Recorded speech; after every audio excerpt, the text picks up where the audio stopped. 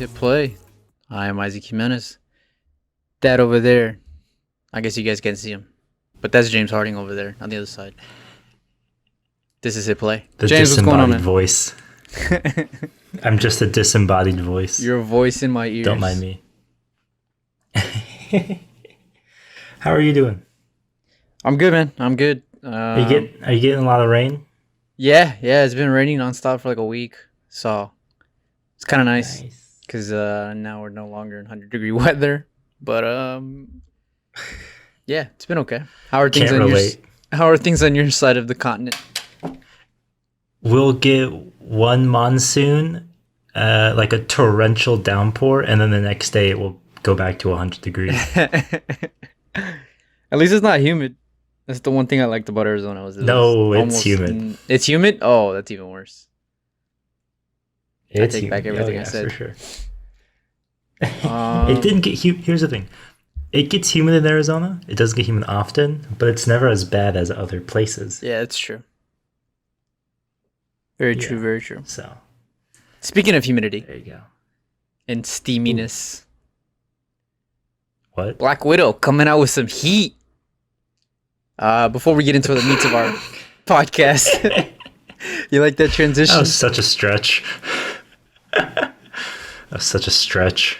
Black Widow, man, $80 million at the box office, another $60 million through the Premier Access Disney Plus thing. I had originally predicted that it would do better on streaming, and I was wrong. I think we both thought that, right? I think we kind of figured that Black Widow would be one of those streaming movies.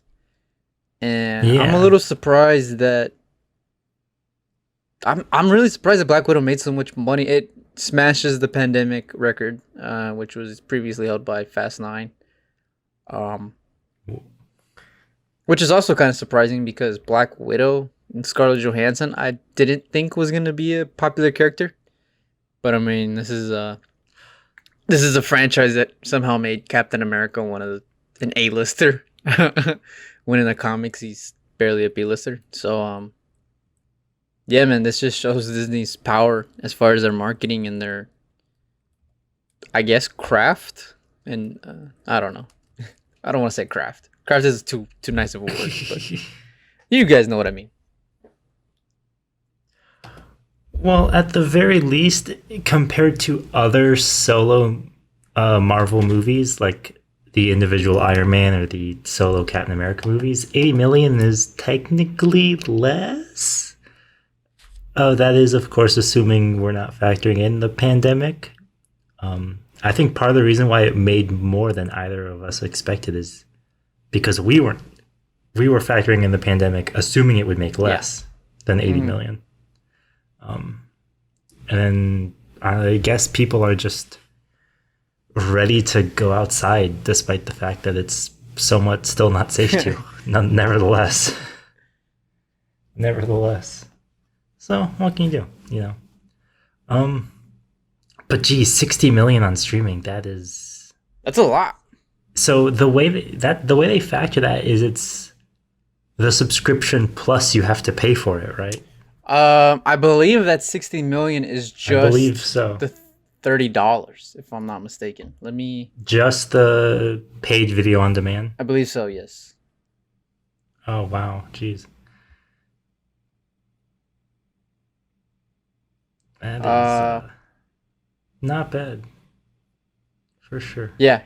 I think it's just if I'm reading this article correctly. Just the price. I could not be because I don't know how to read. Your media literacy. Yeah. Yeah. I don't know. Do we think it's gonna? How big of a drop do we think week 2 is gonna have? Usually films like this. It's pretty much always cut in half. Usually films like this drop 50%. Yeah, for sure. I think I would say yeah. I think 50% is very reasonable. Oh yeah, for sure. And I also, because I think that this should tell Marvel too that they're okay or at least it will tell Disney. I act like Marvel has all the power here. It should tell Disney that they're okay to release movies in theaters again, and that the dual model of theater as well as paid video on demand is just as profitable. Because if it was like what I expected was the paid video on demand was just gonna, be where all the money was, then there would be no reason to put movies in theaters again. But the fact that it made even more money in the theater speaks to one of two things. Either people really wanted to go to the theater just because of the pandemic and quarantine, or it's just the way things are going to be for a while. Is you're going to have the audience that wants to go to the theater, and you're going to have the audience that wants to stream. And sometimes one will make you more money, and sometimes one will make you less money. Depending on the movie, which one does better on streaming than does better in theaters, who knows? But nonetheless. What do you think about Space Jam? How do you think that's going to do? I think it's going to do less. I don't think people are excited to see Space Jam 2. I expect $100 billion in Space Jam. This is going to be the biggest movie in the world, baby. Both days. Yeah. No, I don't think it is going to do that well, at least in the box office. But yeah, I think Black Widow. Excuse me, I'm blanking. I think it's going to show that this model of either go to the box office or watch the streaming app, it's here to stay. I think it's going to be present throughout the decade, and it's going to kind of change the way movies do business. I don't think we're gonna see. I don't think we're gonna see a lot of movies that are risky per se, out on the box office because if you put it on the box office, you run the risk of it being a flop, right? So you kind of lose some of that luster as far as either the filmmakers behind it or the studio behind it or whatever. Like In the Heights. The Lin-Manuel Miranda had serious money behind it, but for all intents and purposes, it flopped at the box office. Sucked. But flopped. Warner Brothers can come out and say, well, actually, our subscriber count went up because of this movie. And in a way, it kind of helps the film because it has that other home than the traditional box office. Then, because I think it only made like $4 million at the box office.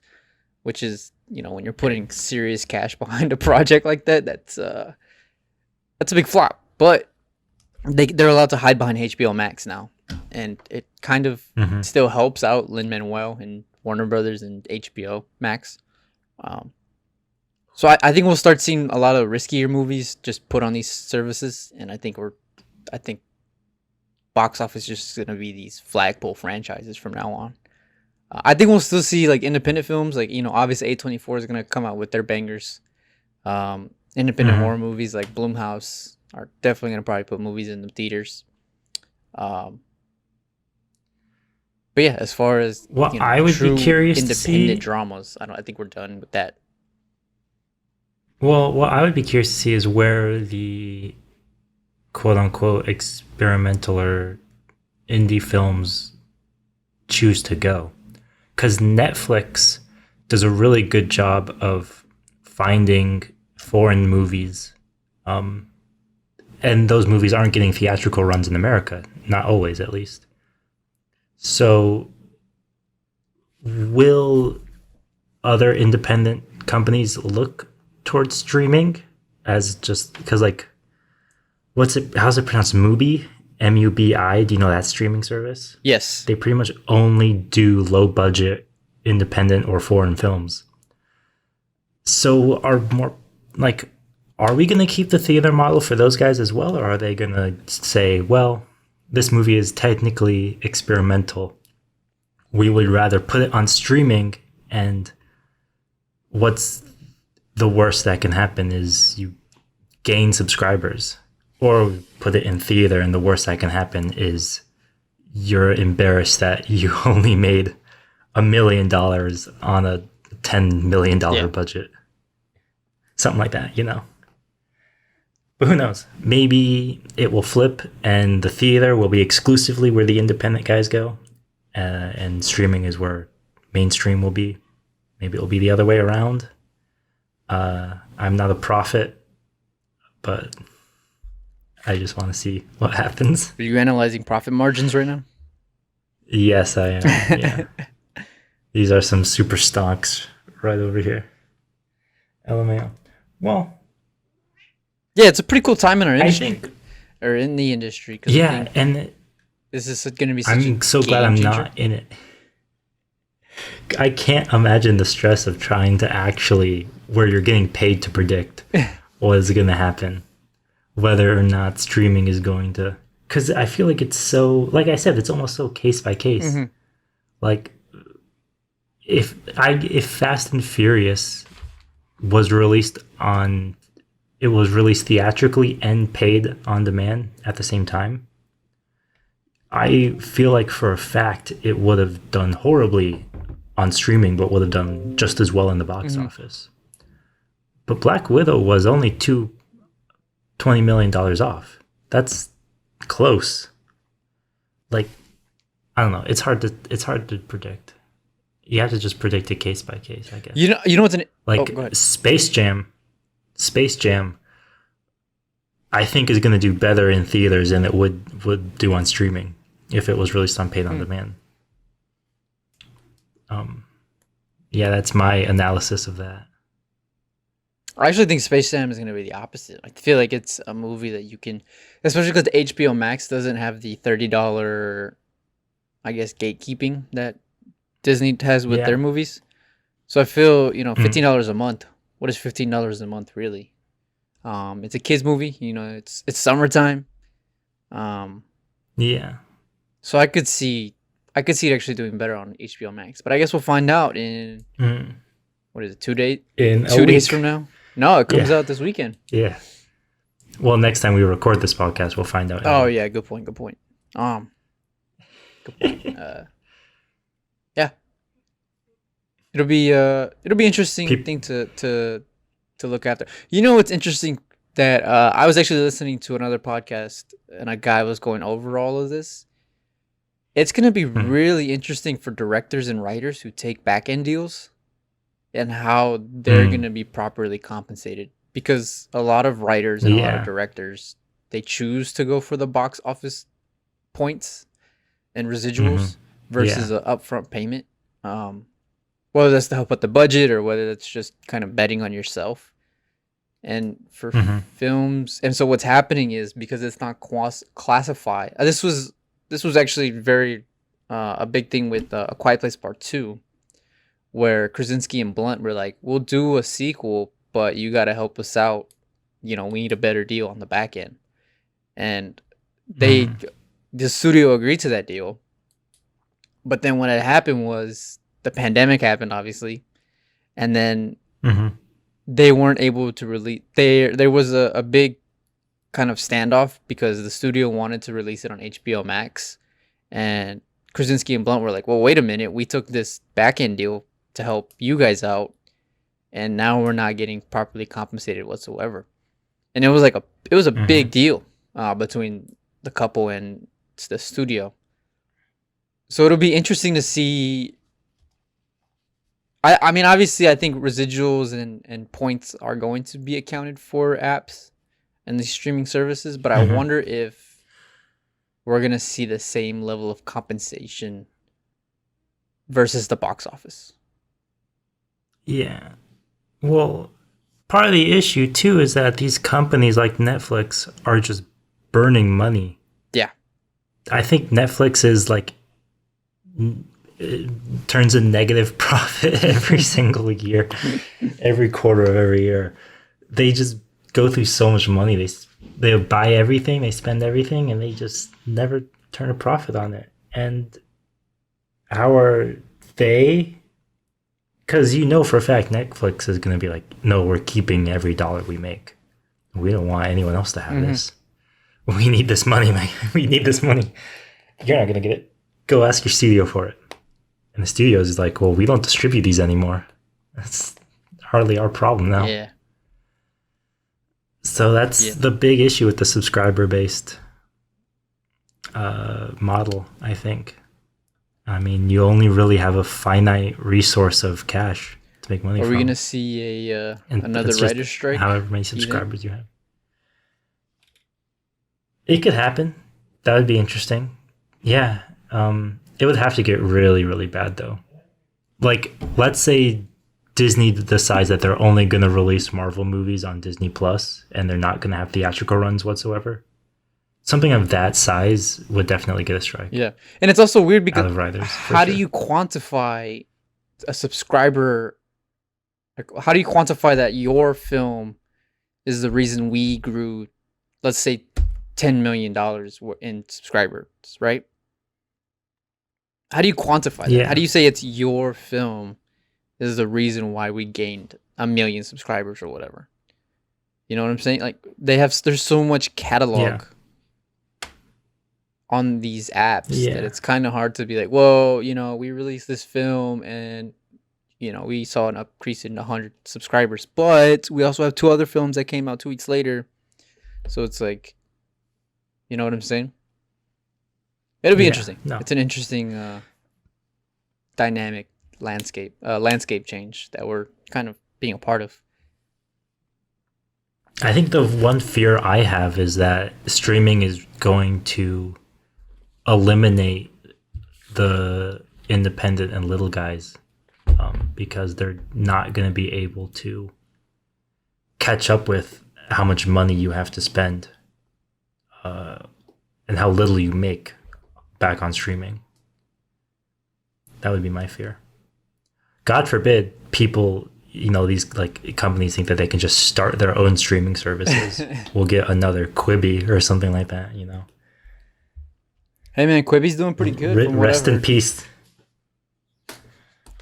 What was the one recently that completely flopped? Wasn't it Quibi? Yeah, it was Quibi. I'm just joking around. Okay. I was gonna say I had to do a double take there. It was dude, it was Katzenberg. Did you know that? No. Yeah, Katzenberg. For everybody who doesn't know, probably one of the most influential producers in Hollywood, co-founder of DreamWorks, or at least successful. Yeah. Yeah, I think he was from Disney originally, right? And him and Spielberg teamed up. I think that was the yeah. He was a chairman at Walt Disney. Yeah. That's a big L for his listen, I respect you, Katzenberg, if you're listening. You've done a lot for the game, but that's a big L on your part, buddy. I'm looking at this Wikipedia page right now. Under Quibi. Okay, there's 3 sources on this, so this has to be somewhat legitimate, but on October 22nd, 2020, Katzenberg told the employees to listen to the song Get Back Up Again from the movie Trolls as he announced that they would be fired. He told that to Quibi employees? Yeah. Oh, wow. That's oh, man, that's terrible. That's hilarious. I mean, God, what can you do? I think they actually sold it. It's hilarious in the cosmic way. Oh, yeah. It was sold to Roku. Ah, there you go. Yeah, Roku. That's what else. Yeah. So, streaming service to a streaming service. What can you do? It's funny. Anyways. And then Roku will just immediately make it free. You won't have to pay for it anymore. Well, yeah, that's what Roku's really doing, is getting all these apps and then just putting them on their platform, and it's just like, you pay us $60 once, you get all these apps. Yeah. I mean, seriously. It's working out for them there. This is not sponsored by Roku, but it kind of came out of nowhere. Well, let's get into today's. Or did you have any news today before we get into the Yeah, I had the first. I know you mentioned news, an article. Yeah. So, this article, which I'm pulling from Deadline, which is a very reliable source, don't worry, that the YouTuber Chris Stuckman is going to be making a horror film, an actual Interesting. movie, more or less. Now, I don't know if you watch Chris Stuckman or anything like that. Personally, I don't watch him. I don't really like his analysis of movies. But I think for the last, I don't know, 23 years of my life, I heard everyone talk about how, oh, filmmaking is so easy. Everyone has a camera nowadays. You just got to put stuff on YouTube and you'll get noticed. And now it's actually like a YouTuber Who's doing got it? noticed and is making a directing. Is actually making a feature film. That doesn't really happen as often as I think people tell us it should happen. Yeah, that's interesting because he has such a big fan base. I think he has over 2 million YouTube subscribers. Yeah. So it's kind of interesting that they picked him. I mean, I can see why. I think it's who's doing the Paper Street is the looks like it's the production company, but yeah, I can see why they chose him. I mean, having a fan base that would go out to see his movie. I mean, that's potentially 2 million, customers or audience members. Yeah. So And that's this isn't like a Hollywood film anyway. This is still an independent horror film. No, yeah. I guess it's being filmed in a multiple. Is that found footage? Am I reading this article right? I think it's going to be found footage. I think, Okay, that makes which sense. will be though. interesting. Because even back when I watched Chris Stuckman videos, he hated found footage movies. So and not like he hated the genre; he just hated the tropes. Yeah. Because there's so many cliches and jump scares that he hated about them. So it's interesting now that he's making one, what he can do. What will he do with the genre? So yeah, I just thought that was interesting. I mean, partly because it's Chris Stuckman, and I don't know. I don't really. My initial reaction was dismissive of how that, But I think a lot of the comments I read, people are at least anticipating whether it will be good or not, whether he will do a good job. We don't know the cast. We don't know even who a specific producer behind it is, or if there's a DP. We just know he's directing and writing. So I think a lot of people are just curious how a YouTuber will do on an actual film set. I hope it works for him. I hope it does. We need more Yeah. non-conventional filmmakers, that don't get their jobs because of nepotism or what have you. Or what's funny too is that a lot of the YouTubers who did make movies in the past, it was like the movies were always about them and their brand.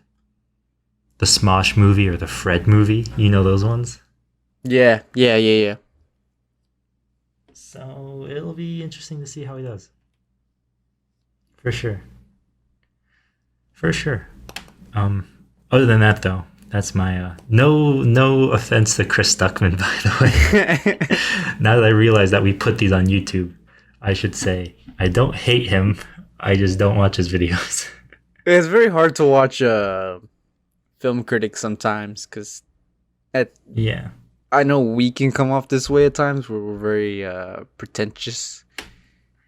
So it's kind of hard to. I mean, that's the one thing I hated about film school was just sitting in class and kids, other students thinking thinking that they knew a lot about, like screenwriting or whatever. And I'm just like, you kind of don't though. Like you just like to hear yourself talk. Like your script is probably bottom 5 of the class. Jesus, man. It's kind of harsh. Hopefully, you never said that about me. No. I knew who had a good script and who didn't have a good script. Oh, man. But yeah, for real. What can you do? But yeah, I hope regardless. it works for him. I have a piece of news as well that I just found out today from listening to various, not various podcasts, but it came across my attention. Quentin Tarantino released a novelization of Once Upon a Time in Hollywood. What do you think of that? Well, first off, did you It know makes that? complete sense. I didn't know that, but it actually makes sense because the way he's talked about this before, the way he writes his scripts is that he approaches them like a novel, in that he writes them almost like prose, Mhm. and he includes details in them that are really unfilmable. And he will include like internal monologues and just random scenes that they never make it to the final movie.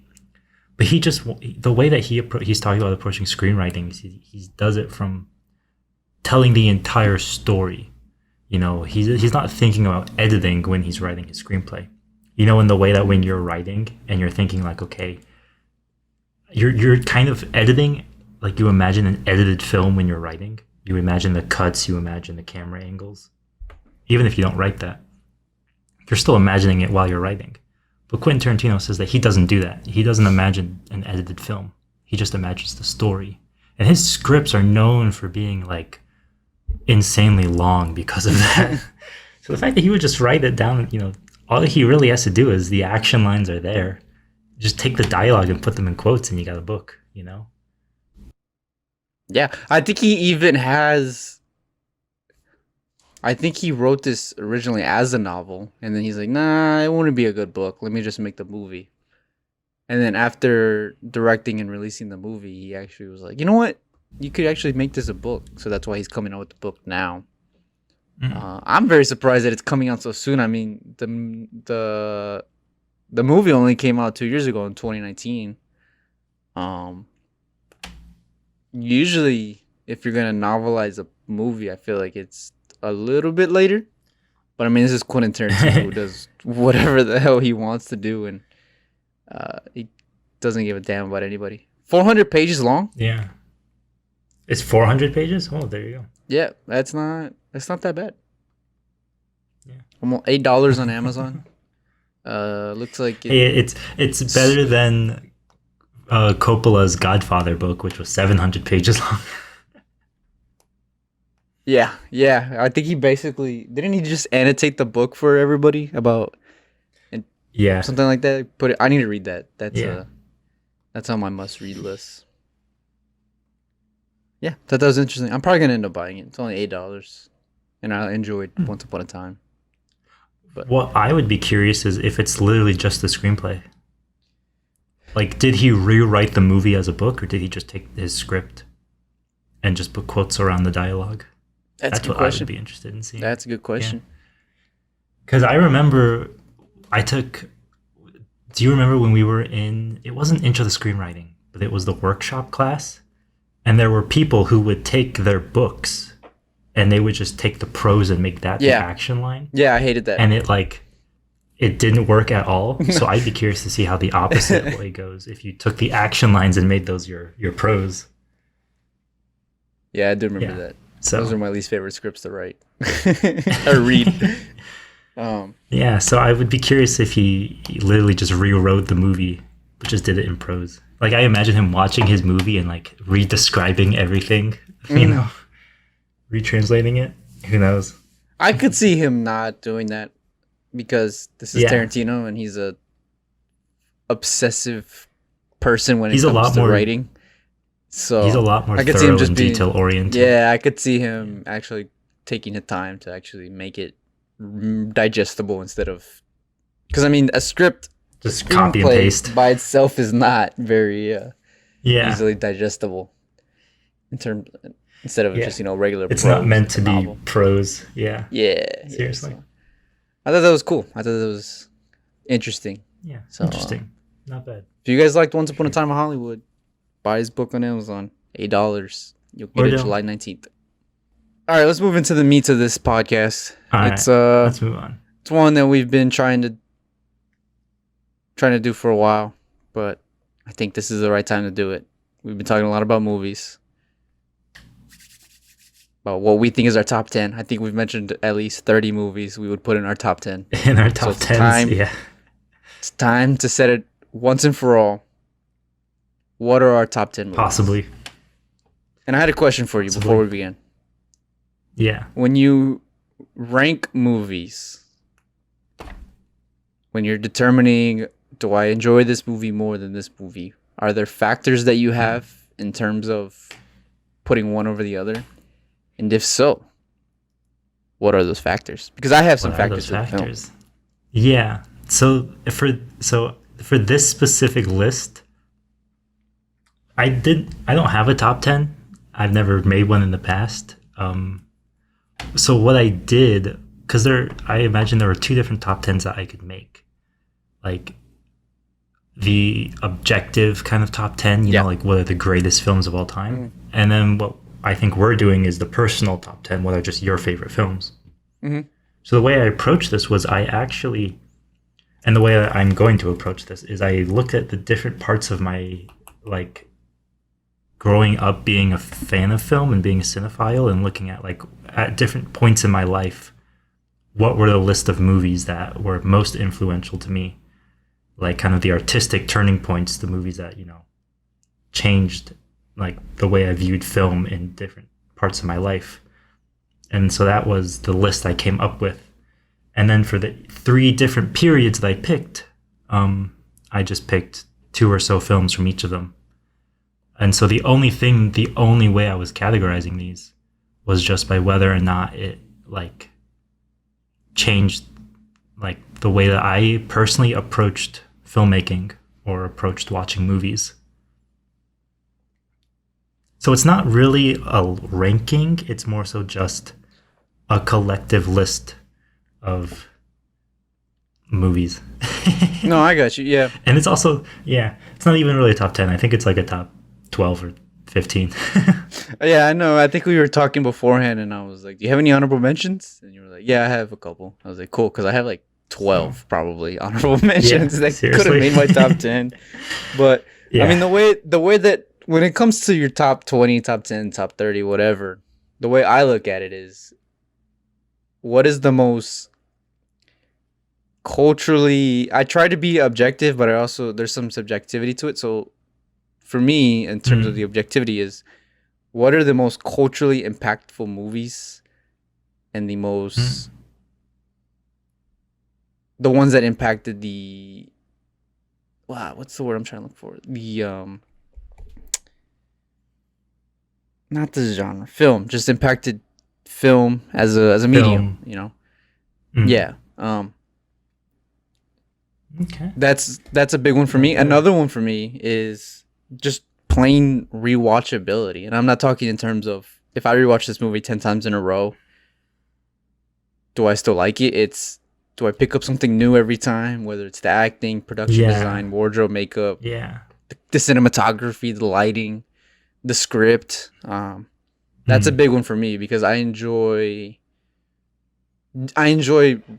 picking up things and learning things as I'm watching movies. I mean, we're both aficionados of the film, of motion picture. So, I just enjoy learning. I enjoy learning little tidbits here and there.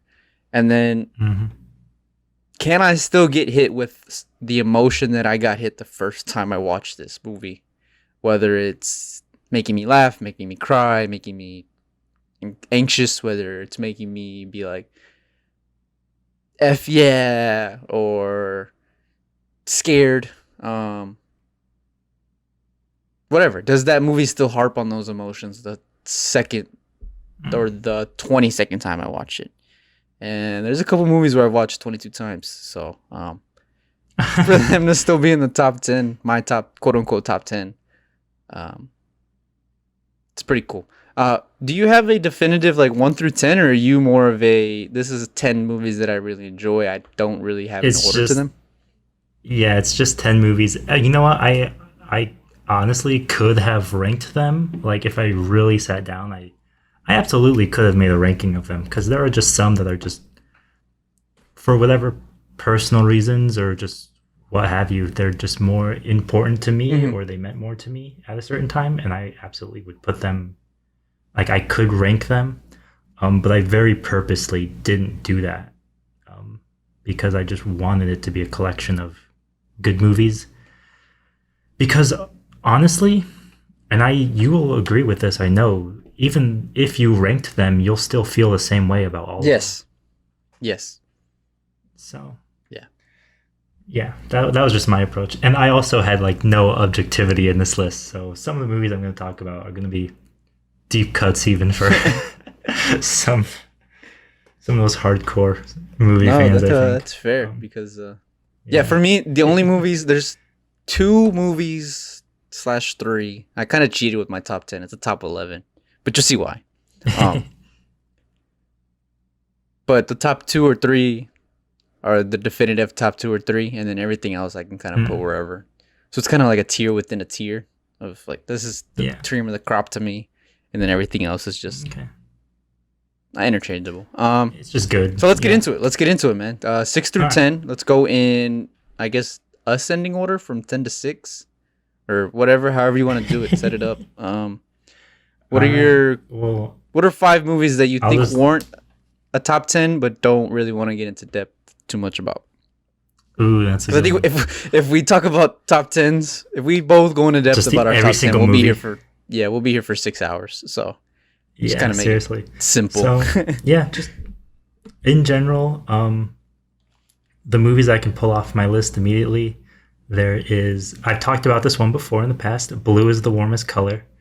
That's at least in my top 5, but since I've talked about it on the podcast in the past, I will skip it for today. Sure. I'm also going to throw Y tu mamá también. I talked about that in the coming of age episode. Knight of Cups, directed by Terrence Malick. I don't think anyone wants to hear me talk about surprise for too long. Take a shot if you're playing the Terrence Malick drinking game at home. Seriously. I'm going to also throw out there The Social Network, directed by David Fincher. Apocalypse Now, I talked about in the past. Boogie Nights, directed by Paul Thomas Anderson. Some foreign movies I have. La Dolce Vita, directed by Federico Fellini. I also have Like Someone in Love, directed by Abbas Kiarostami, which is a Japanese film directed by an Iranian director. So, interesting enough. There's also Melancholia, directed by Lars von Trier.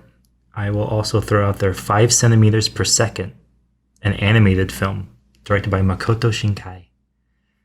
So those are the ones I have on my list that are like, they're good movies and I recommend them to everyone, but I really either talked about them before or I couldn't really talk about them too much in depth because my love for them is just the fact that they're good movies to me. Yeah, sure. Like I also have a film called West of the Tracks by director Wang Bing, but that's like a 4-hour documentary on steel production in China. And I don't think I would recommend that to anyone other than myself, unless you're into that kind of thing. So by all means, knock yourself out. Yeah. Of course, fellow steel appreciators that would be interested in that. Hey, the whole thing used to be on YouTube and then they took it off, so that's kind of disappointing. What about you? What's your not honorable mentions, but just in general, the films you won't be talking about? Well, I think we all know the big one in the room. Yes, Paddington 2. Yes, that's the one. No, The Dark Knight is up there. It's number 2 or 3. We'll get into that more. We've already touched on that one. I think we spent a whole 30 minutes just talking about The Dark Knight early in our run here on the Christopher Nolan. Dude, we probably spent an hour and a half on it. I could spend an hour and a half just talking about The Dark Knight. But I won't. I won't do that to you guys. Dazed and Confused. We talked about that last week as well. So I had a bet with my dad that would be on your list. So there you go. Nice. Yeah. It's a top 10 worthy film. I enjoy it. I had The Social Network as well. I don't want to talk about it because it's definitely top 5. I don't want to talk about it because we're breaking down David Fincher next week. Yeah. Which, by the way, guys, we're breaking down David Fincher next week. So that's also why I didn't want to talk about it. Yeah. Yeah. It's a top 5 movie for me, but I don't really want to talk about it. So for sure, I'd rather save that for our David Fincher conversation. Terminator 2. When I rewatched it, I was like, damn, this is top 10 worthy for me. It hit every Yeah. beat for me. So we've already talked about that last week. We spent a whole hour on it, so I don't want to get into that again. And then where's my list? 1917. Probably the most recent out of all these, out of my top 10. Rewatching it when we did the 2019 pod, when we broke down our favorite years in film. Yeah. It really cemented itself for me in the top 10. It was borderline. It was like top Yeah. 15, top 20 range. And then I rewatched it. When I rewatched it, I just was like, man, this is an amazing film. And I think it will stand the test of time. That's another thing, too, that I didn't mention. How well a movie ages, not just in terms of its content, but its narrative or its technique or its just the overall production of the film, I guess, like the cinematography, the editing, whatever.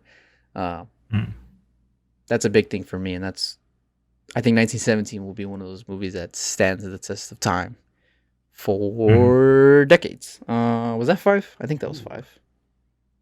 I gave more than 5, so don't worry about it. All right, well, I'll give you some honorable mentions that just missed my top 10. Casablanca. Right. Nice. Wonderful movie that Classic. is somehow so old, but yet so amazing, and it is such a fundamental film. Fight Club. I didn't want to talk about it this week because we're doing David Fincher, so we'll talk about that next week. Sicario. Really surprised that made it that top. Nice. Made it that high for me. We got to do a Denis Villeneuve It's your own list. at some point. Yeah, no, we certainly will. Right around Dune, for sure. The Interstellar.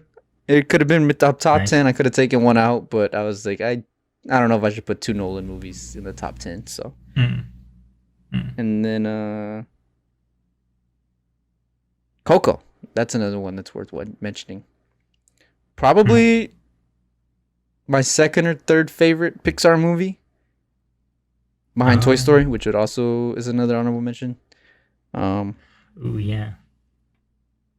Yeah, very good stuff. Very good stuff. Yeah, So I was those making are a list and my- I was like, I don't have any animated movies on my list. I need to think of some good animated movies that I liked. 5 Yeah, centimeters per second is a great movie. Yeah. You got to show your diversity, man. You can't just be a live action snob. All right, I will postscript Coraline onto my top 5 list. That's a good one. Okay, cool. Yeah, so that was our honorable mention / 6 through 10 / Yes. movies you should check out. Let's break down the top 5. Your number 5, All right. quote unquote 5. Quote unquote 5. So this list from here on out is in chronological order for me Okay. in terms of what period of my life I saw it. So I'm going back to middle school right now. Back when I was in 6th grade. I don't know if you remember 6th grade. I certainly don't. But I remember watching 2001: A Space Odyssey for the first time. Because that movie blew my mind. back then. For sure. I think there's always, for everyone who loves movies, there's that film or the moment where it kind of not clicked, but you notice the difference between the films that were just entertainment and the films that were kind of aspiring for like a more artistic approach to filmmaking. 2001 was that movie for me. That was when little 12-year-old me was like, damn, you can do this? This isn't just entertainment. This is an art form at this point. And yeah, I just appreciated that. I mean, I was obsessed with this movie. I was like, I'd never seen anything like it before, you know? It was just so, I mean, especially growing up with like Star Wars movies, you know, where space is like, you can do anything in space. And then 2001 comes along and it was like, yeah, you thought you could do anything, but did you see this? And I was like, oh my God. And it was older. It was from the 70s. I didn't think old things would be cool. No, At that it's point. from the '60s.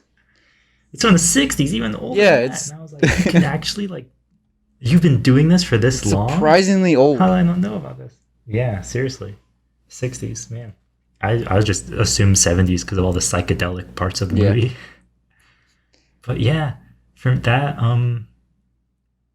for me is the very first movie that comes to mind when I thought of this list, because it's the one that really turned me on to, like, because I grew up with my dad teaching in film school.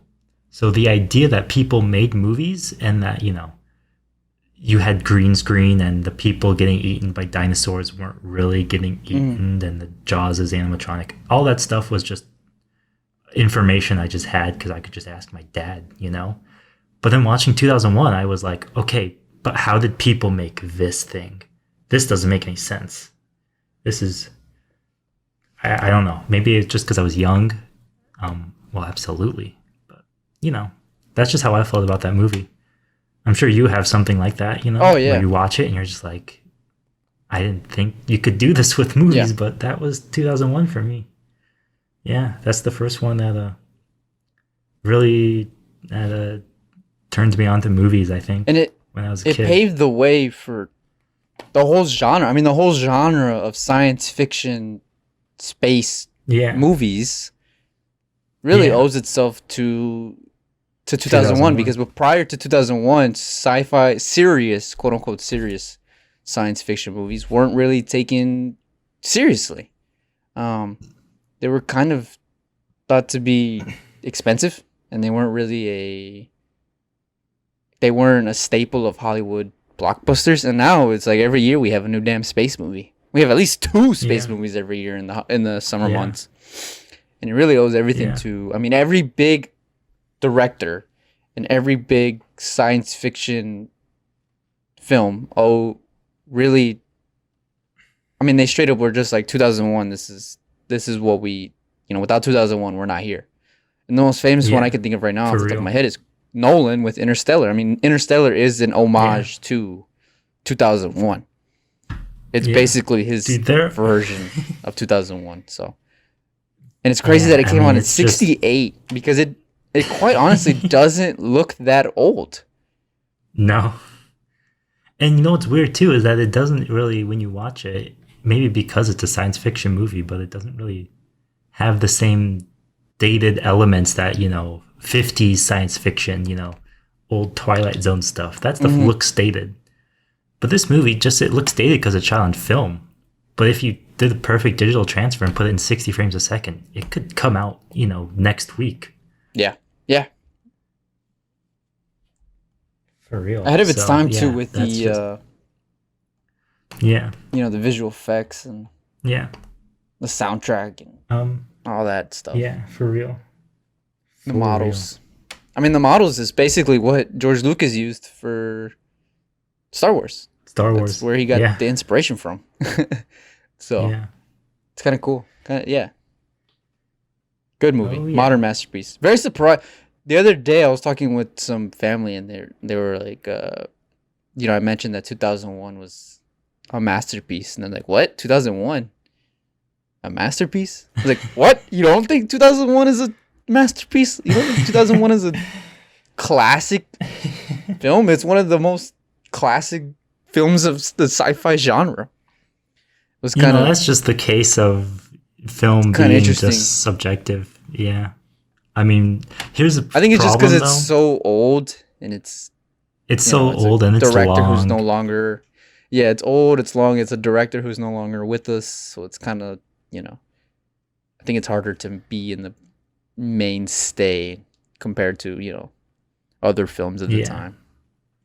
For sure. So, people say it's a boring movie. I understand it. But, I mean, for me at least, the first time I watched it, it just clicked with me. Or at least I just clicked with it, I should say. Because I didn't think it was boring at all.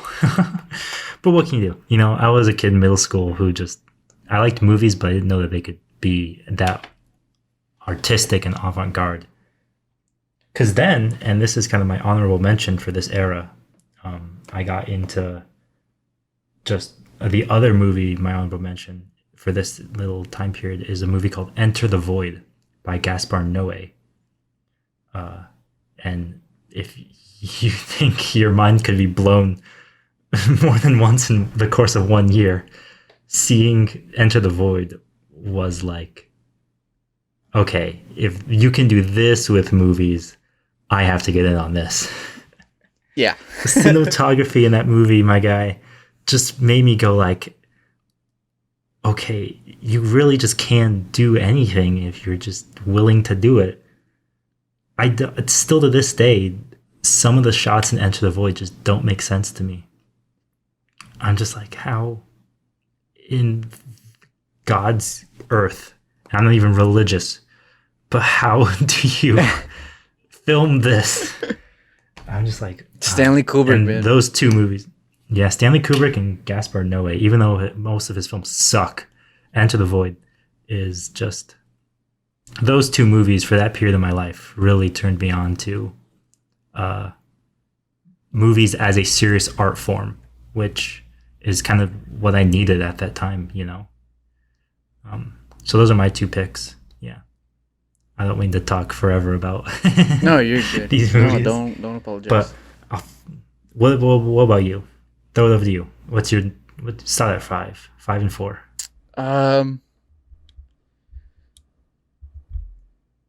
To Kill a Mockingbird, man.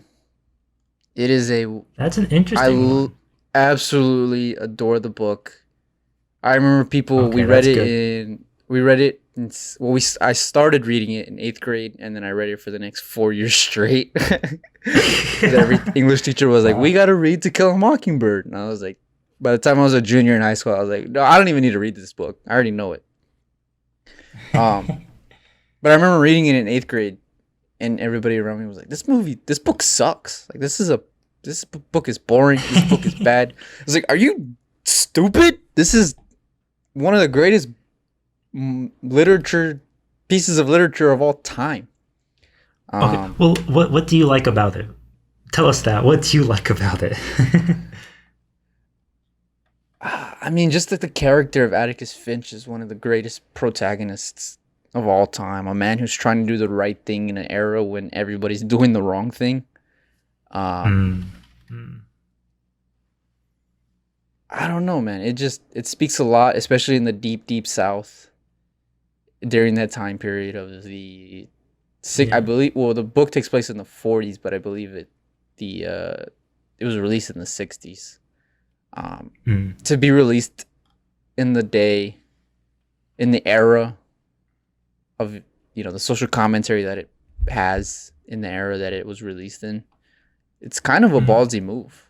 And it's kind of like nowadays writing a book about, well, I shouldn't say that. Never mind. I'm not going to say that. I don't want to get canceled. I'll ask you this.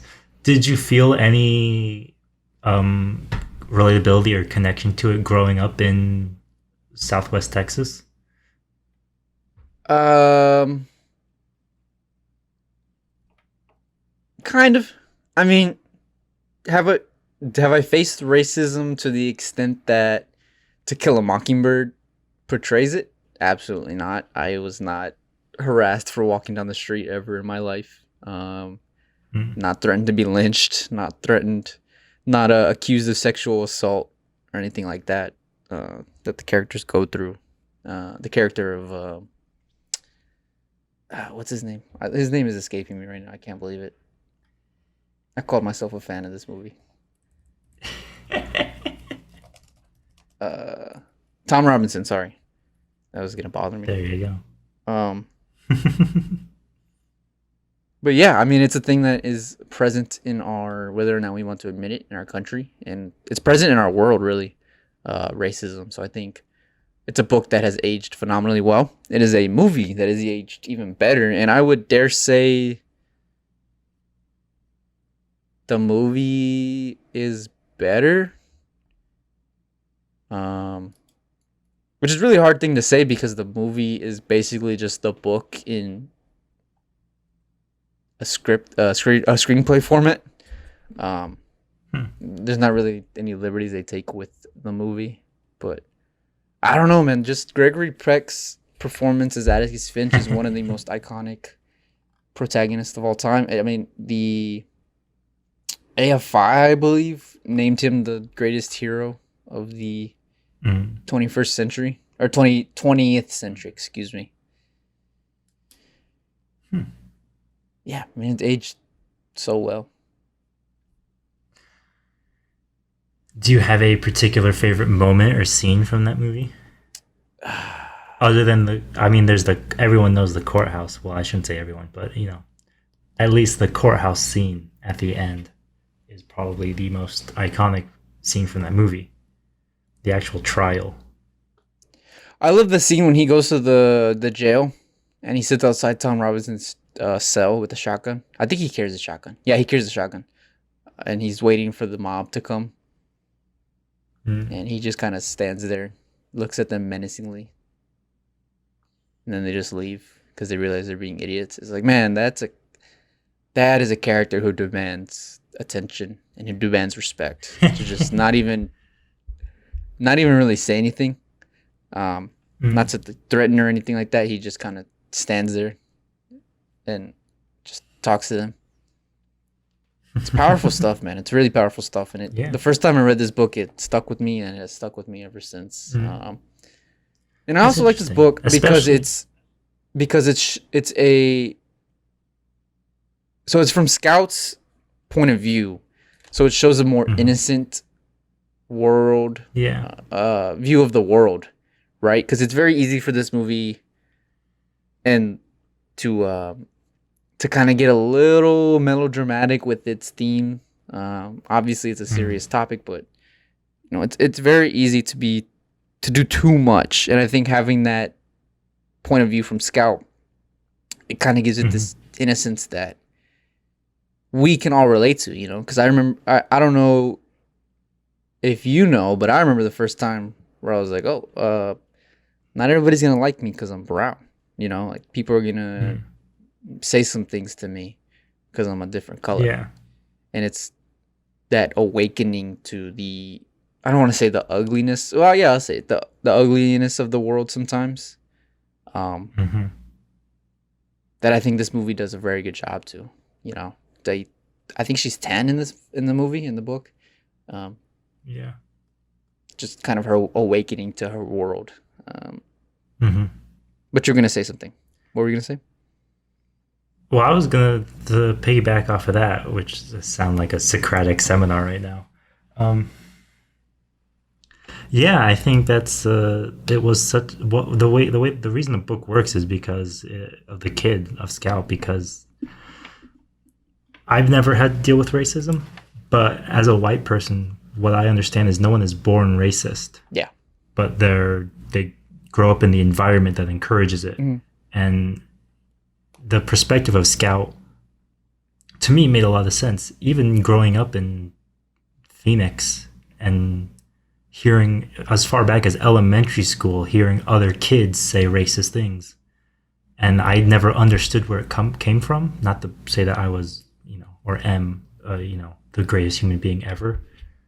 Sure. But just as far back as then, even just the fact that kids back then knew what to say. They knew the slurs, or they knew just how to be racist. Back then, it didn't make any sense to me because even as a kid, I didn't know where it came from. But they weren't born that way. They just grew up in that environment.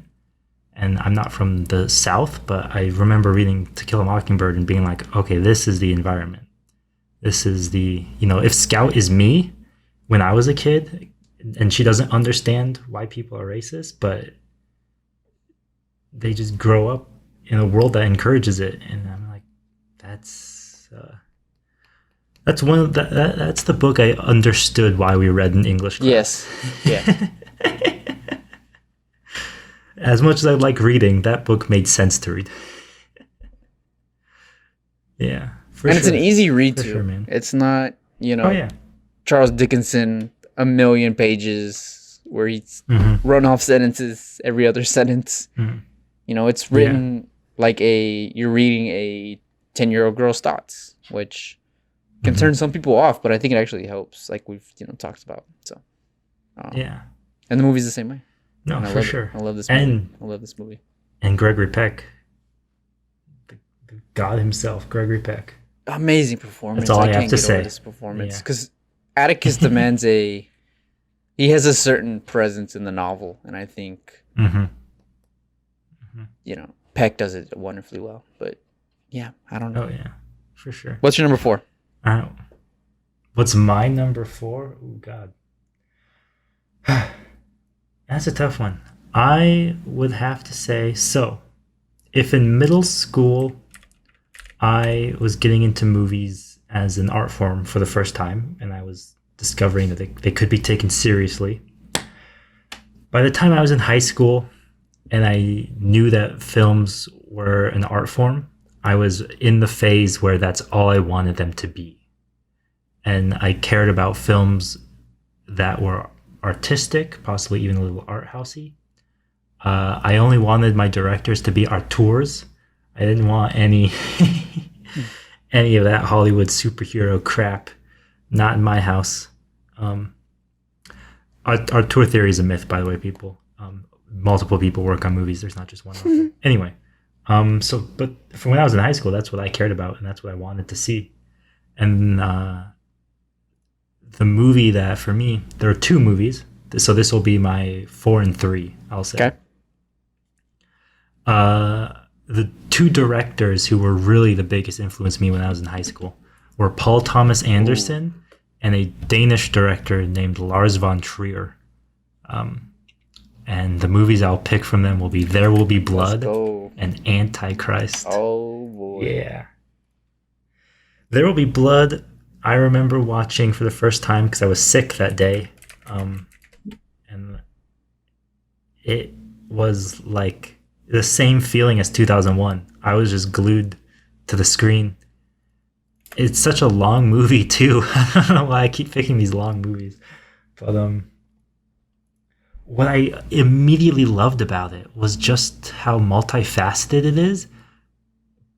But it's so stripped back and so bare of so many, first off, just details. The whole movie basically just takes place in the desert. Mm-hmm. There's hardly any set pieces. There's hardly any sets. For a period piece, there's almost no period around, other than the way people dress and talk. And then there is Daniel Day-Lewis and his performance as Daniel Plainview, I think his name is. Yes. Yeah.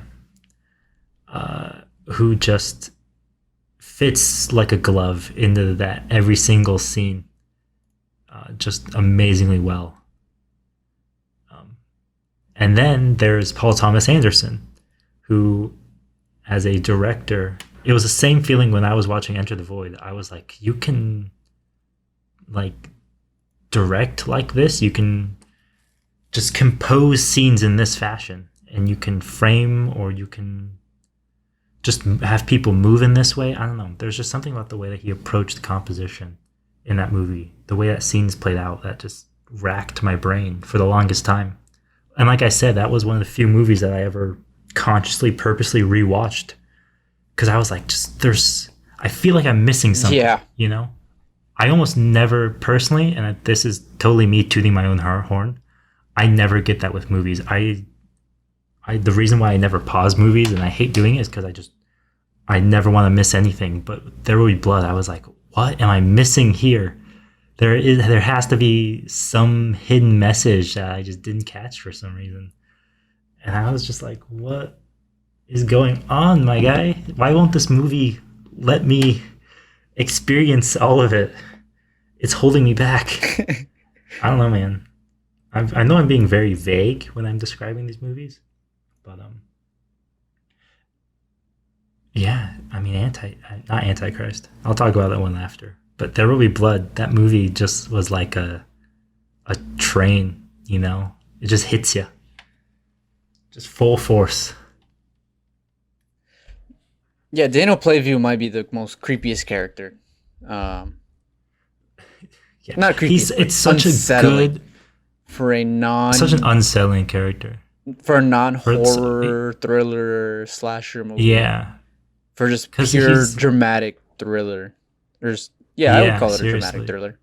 It's He's like a villain, but he's not necessarily villainous. he's his Not own until the villain, end. which is, But yeah. we I don't know what it is about us as audience. I'm not even speaking like me and you. I'm talking about just the general audience, but why we enjoy watching bad guys so much. But it is crazy because he is, like you said, he fits into this role so well, and it's one of the. I mean, Daniel Day Lewis is one of the greatest character actors of all time. I don't think there's. Mm. He There's might be almost the no greatest. contest.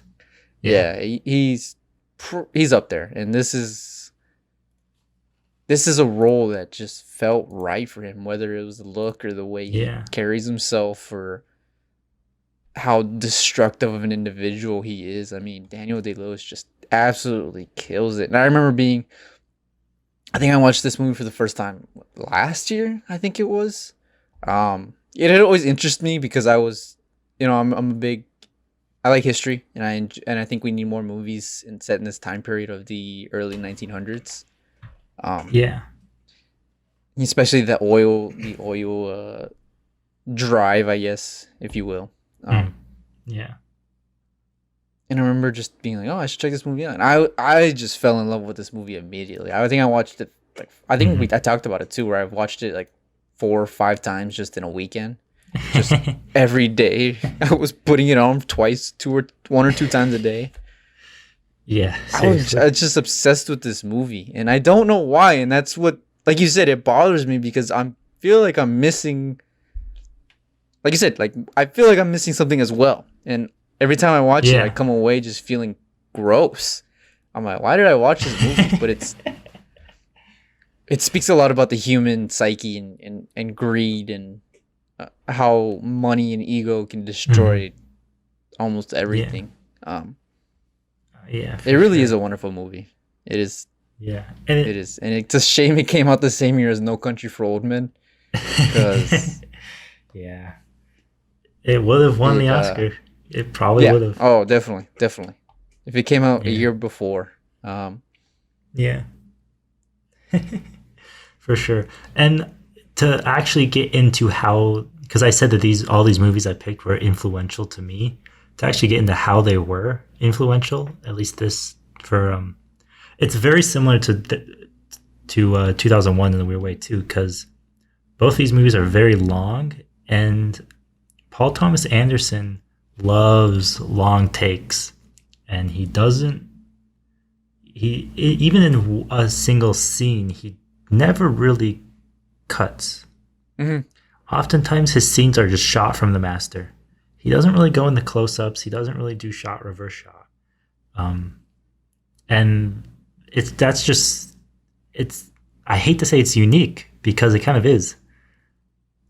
Outside of art house movies, I guess I would say. Um, but that for me was just in the way that I thought about filmmaking. That really was what about Paul Thomas Anderson impacted me, was just how his camera moved in Yeah. scenes. I was like, this is just amazing. I would try to walk as if I was a camera. That's what I did when I was in high school. I imagined my eyes were cameras, and I'd frame myself behind people and try to walk as if I was a camera in a Paul Thomas Anderson movie. That's what I would do. Oh And man, then that's funny. on the flip side of that, Antichrist by Lars von Trier. Man, do you remember? Nick Johnson, that fool. I dared him to watch this movie, and he came back to me the next day. I thought he was gonna punch me. He was like, "I hate you for the rest of your life for making me watch this freaking movie, my guy." I was like, "Hey kid, you want to see something fucked up? Yeah. You want to see a dead body? You want to see a dead body?" Antichrist is just such a wild horror film. I do not recommend it to anyone because it's not hard to stomach. It's just this entire movie is Daniel Plainview. It's just unsettling. It's just now. First off, I'll get off with what was so influential to me about this movie was how it's edited. The way that Lars von Trier edits is he will film entire scenes, but then he will only cut to the emotional climax. He skips all the buildup and he'll just give you the emotion of the scene, the outbursts of anger, rage, sadness, what have you. And so just watching this movie, I was like, that was what blew me away the most, was just how coherent it was despite all the incredibly uncoordinated and despondent elements in it. This movie goes from, like, I think there's literally a cut in the scene where it goes from like a woman crying to just a cabin in the middle of the woods. And I'm like, you're not going to give us any like exposition or anything. Yeah, and the whole movie is like that, but it works. And that was really, for me, I was like, that was another moment where I was like, oh, you can do this? You can actually, you can, when you're editing a movie, you technically don't have to play by the rules. Nobody had told me that before. So yeah, for sure. And also just how freaking creepy this movie is, man. Lars von Trier just did not care if you could stomach your lunch or dinner. You know, he just wanted to make you go, ew. I have to see that. Yeah, I can't even describe it like because I know that it would. What's the movie I'm thinking of? Not The Inferno. There's a movie. Oh, Cannibal Holocaust. Have you ever seen Cannibal Holocaust? So it's not messed up in the same way that Cannibal Holocaust is. Because when everyone talks about Cannibal Holocaust, they talk about like the graphic turtle, blood and guts, and the turtle and all the animals and stuff like that. This is more so of just a consistently unsettling, like if you had a rock in your shoe, but you never found it, and you just had to go with the rock in your shoe forever. That's this movie. It's kind of, so it's similar to. It's like what's the movie? It's kind of like The Witch. Okay. Or did you ever see The Witch? No, I don't watch horror movies. You know this. Touche. Midsummer? Is it similar to Midsummer? A little bit, yeah. And you know what's funny is when we were doing the A24 episode, and I talked about that style of horror film, you know, that I said it was really influenced by Japanese and European horror movies. Antichrist is definitely, I think, how do you pronounce his name? Ari Aster? I think that's how you pronounce it. I don't know. I'm very bad with names. If either of them, either Robert Egger or Ari Aster, they weren't Ari Aster, if those guys weren't inspired to some degree by Antichrist, I would be surprised, because I think that Antichrist really laid the like modern day horror movie that we're seeing out of these guys. The Witch, Hereditary, what have you.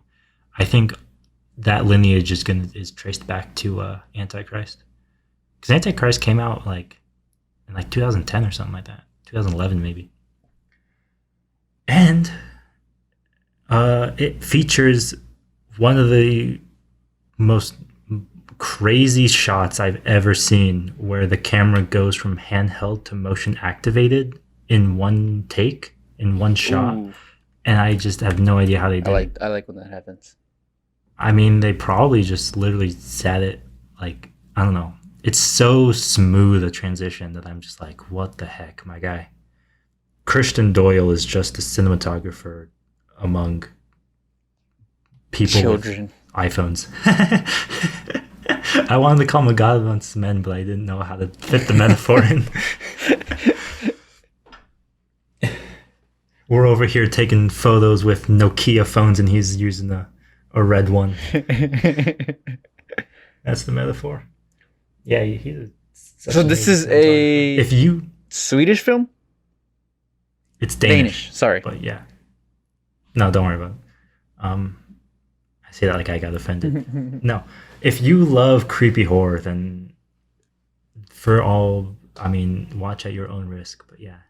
For me, the Antichrist, it was more of the same. You know, it's just like I I knew you could do creepy horror movies. I love The Grudge and The Ring and all Hmm. that, but man, this On is like another another level. level. Hmm. Yeah, for sure. Is it very For sure. Eli Roth? Eli Roth is very creepy and unsettling. Is it similar in that manner in Kind his of. films? Because I Kind think his of. most famous one is what, Green Inferno, Yeah. his most recent. I think the difference I would say is that Eli Roth is really intense with his creepiness. Like Hmm. it's kind of in your face. Movies like Hostel, Yeah. Um, but with Lars von Trier, it's more just like that unsettling. Like, have you ever had the moment where you feel like there's a spider crawling up your leg, and you look down and there's nothing? It's just like that weird Uh, phantom feeling. That's Occasionally. Antichrist. I got you. So basically, what you're saying is I personally should not watch this movie. I dare you to. Maybe if you paid me money. I'll force you to watch it. That's what I'll do. What are some other Lars Oh, von yeah. Trier films that maybe other people would know about? Absolutely, I would recommend Melancholia. Hmm. It's not as creepy, but it's horribly depressing. But it's not as creepy, so you can watch it. Don't worry. I think the conversation of mental illness in movies, there's as people are discussing how to better represent it in a way that doesn't make it come across as villainous or it doesn't come across as like creepy. Uh-huh. I think for so many years, mental illness was always associated with the villains or the serial killers or the killers, the murderers, what have you.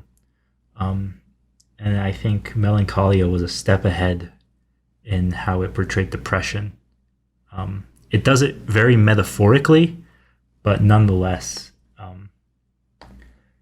and it's all shot handheld, so I love it.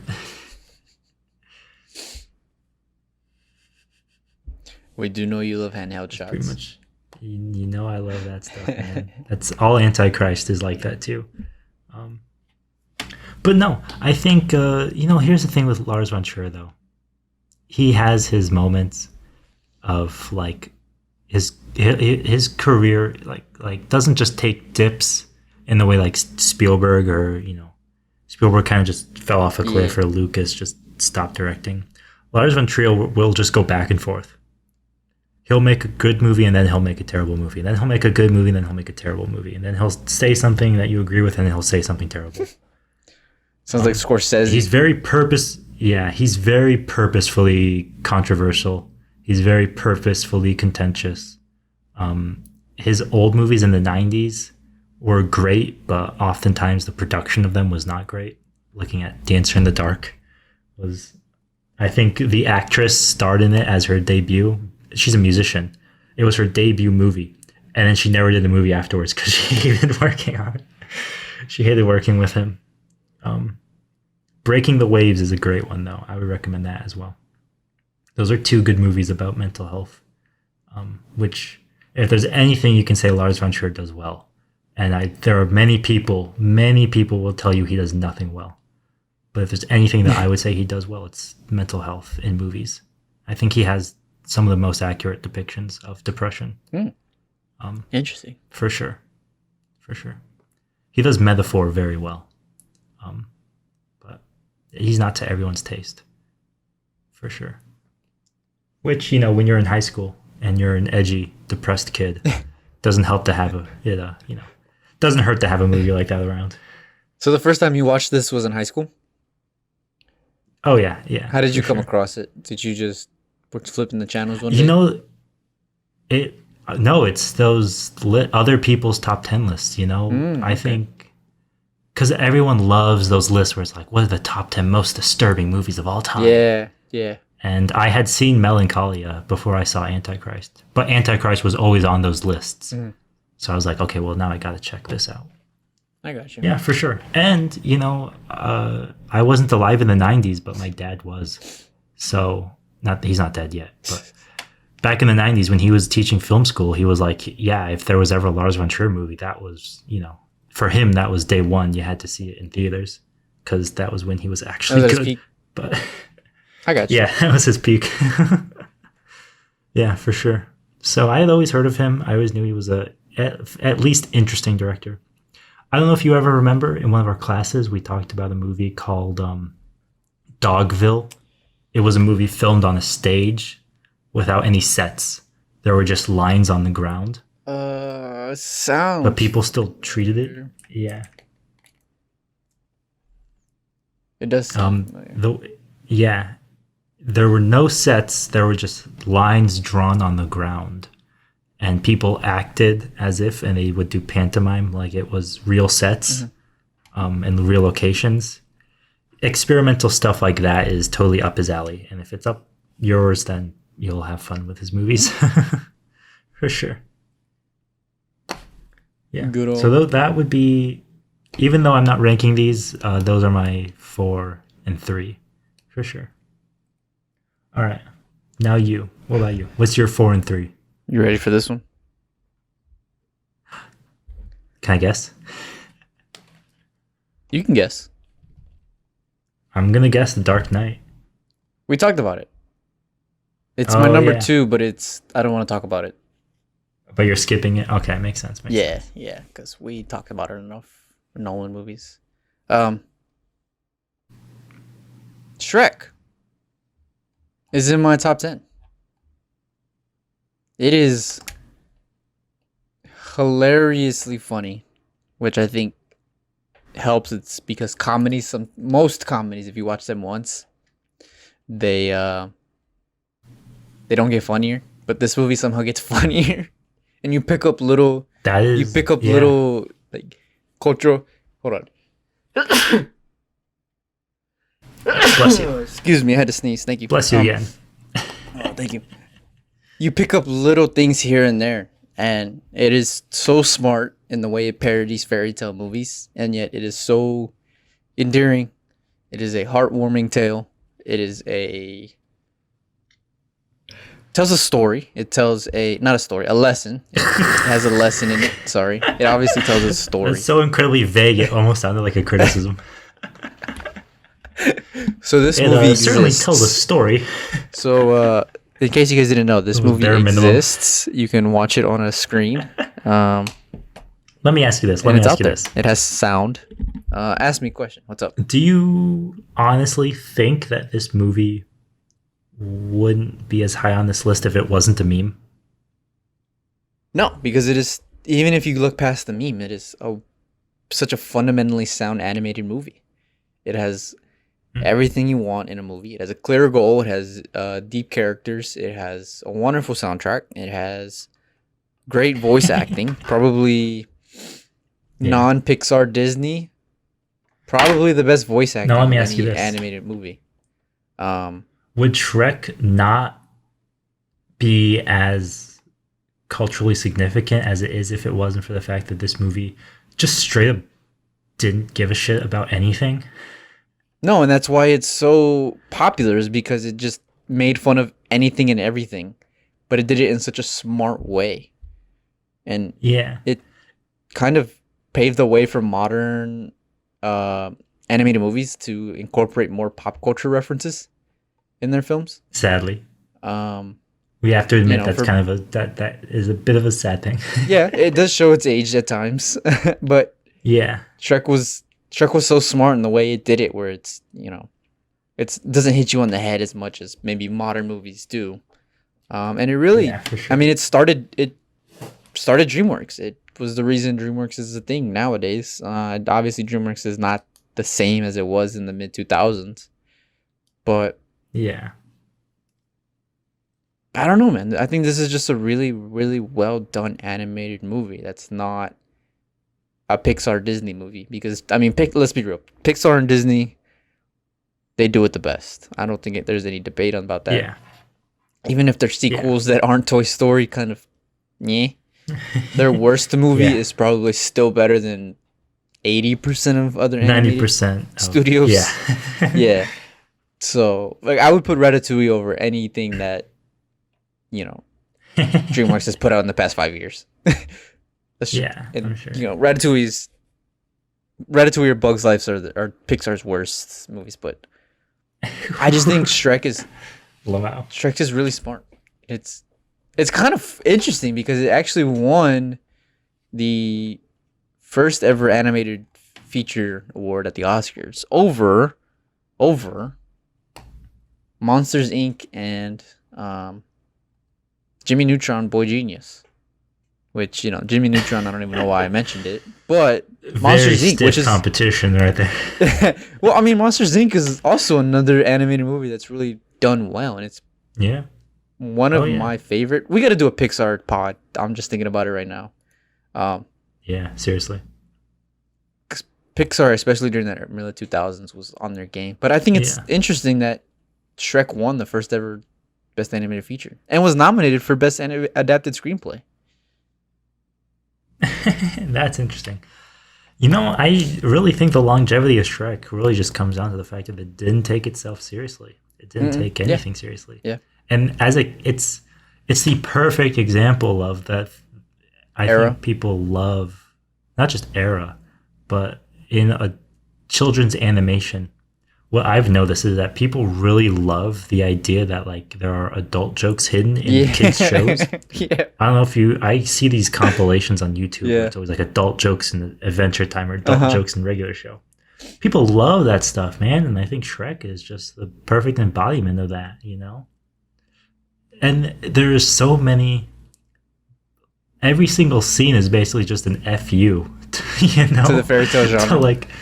To just the fairy tale genre to Disney. Yeah. They're like. Because Disney at the time, it was everybody's pretty. We have happy scenes. We have. The hero always wins in the end. The king or queen or the prince always, is the victorious. And in this movie, Shrek is so ugly and Fiona is so ugly and Donkey's annoying as hell. And yet, Shrek isn't doing this for the greater good. He's doing this for he just wants these people to get out of his swamp. It's purely selfish motivation. And yet it's a stark contrast to Disney movies of all time, really. I mean, Disney really hasn't escaped that formula in their almost 100 years of existence. I think it's just Shrek it's really is well absolutely done. For me. It's the perfect example of something I love, which is taking a specific genre and turning all of its tropes into either the furthest extreme you can push them, or taking them and just playing them so literally, it's like it can't even be rationalized as useful anymore. I think Shrek just does that so perfectly. I love that part about it. I think Shrek 2 is also a good example of something that.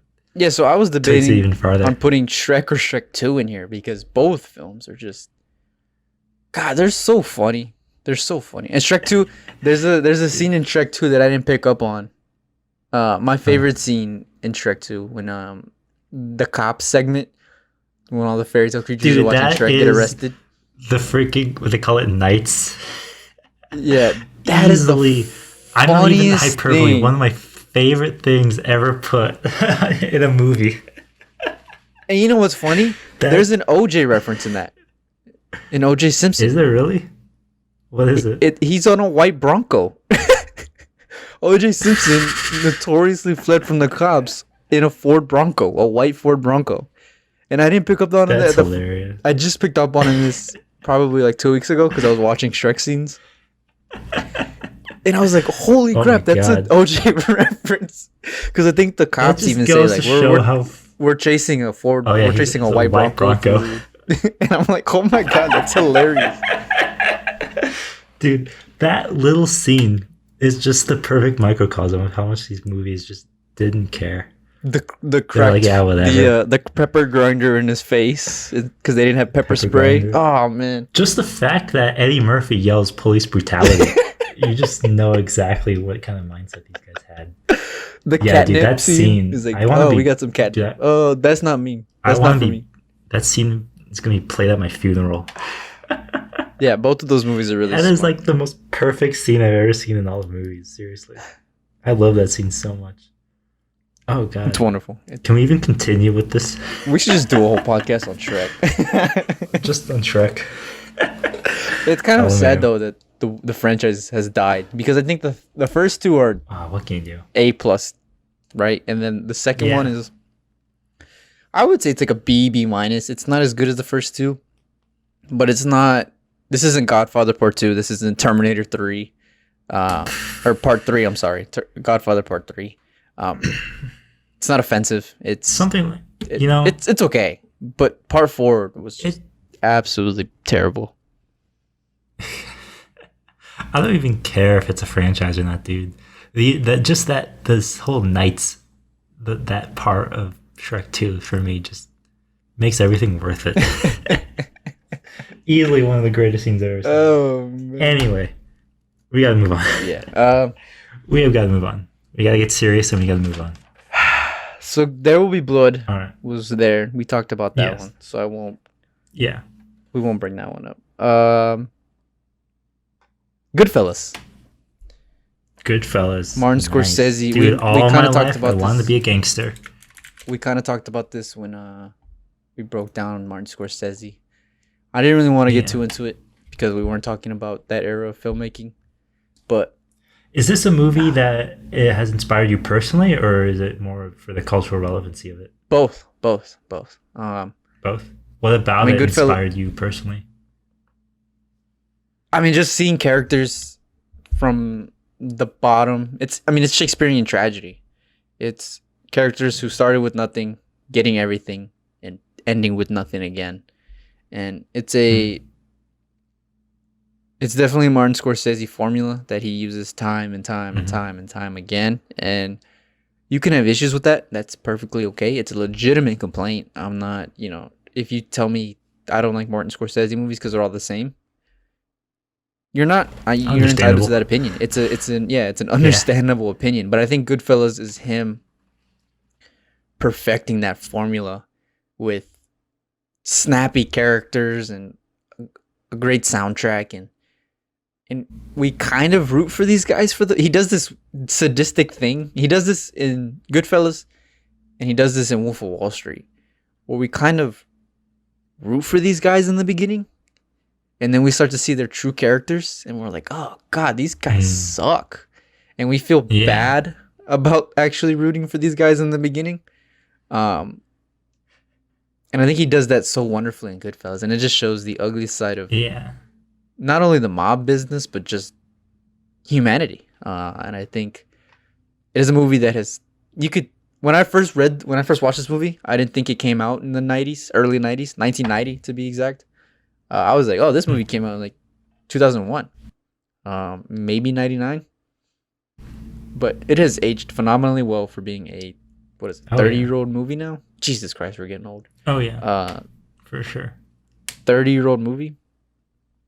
Oh yeah. What I like about that movie so much is that there are so many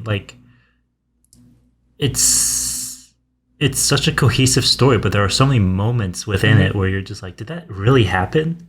The whole scene, they kill a guy and then they go and eat dinner at his mom's house.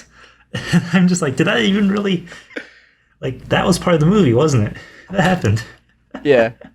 And that's what I love about this movie too, is the man. absurdity of what the three main characters get up to, and yet it seems realistic. And it kind of is a snapshot of the 1990s in terms of filmmaking. This is kind of when we started to become more brash with our filmmaking. It led the way for it was the beginning of the independent. And we got a lot more provocative once the 90s started to hit. Because I think the 80s were guys kind like of Tarantino. Tarantino, and then we got Fincher later in the decade. Paul Thomas Anderson, who just really delved into what it meant to be, the human psyche and the kind of grayness that humanity lends itself to. And it's just wonderful acting in this movie as well.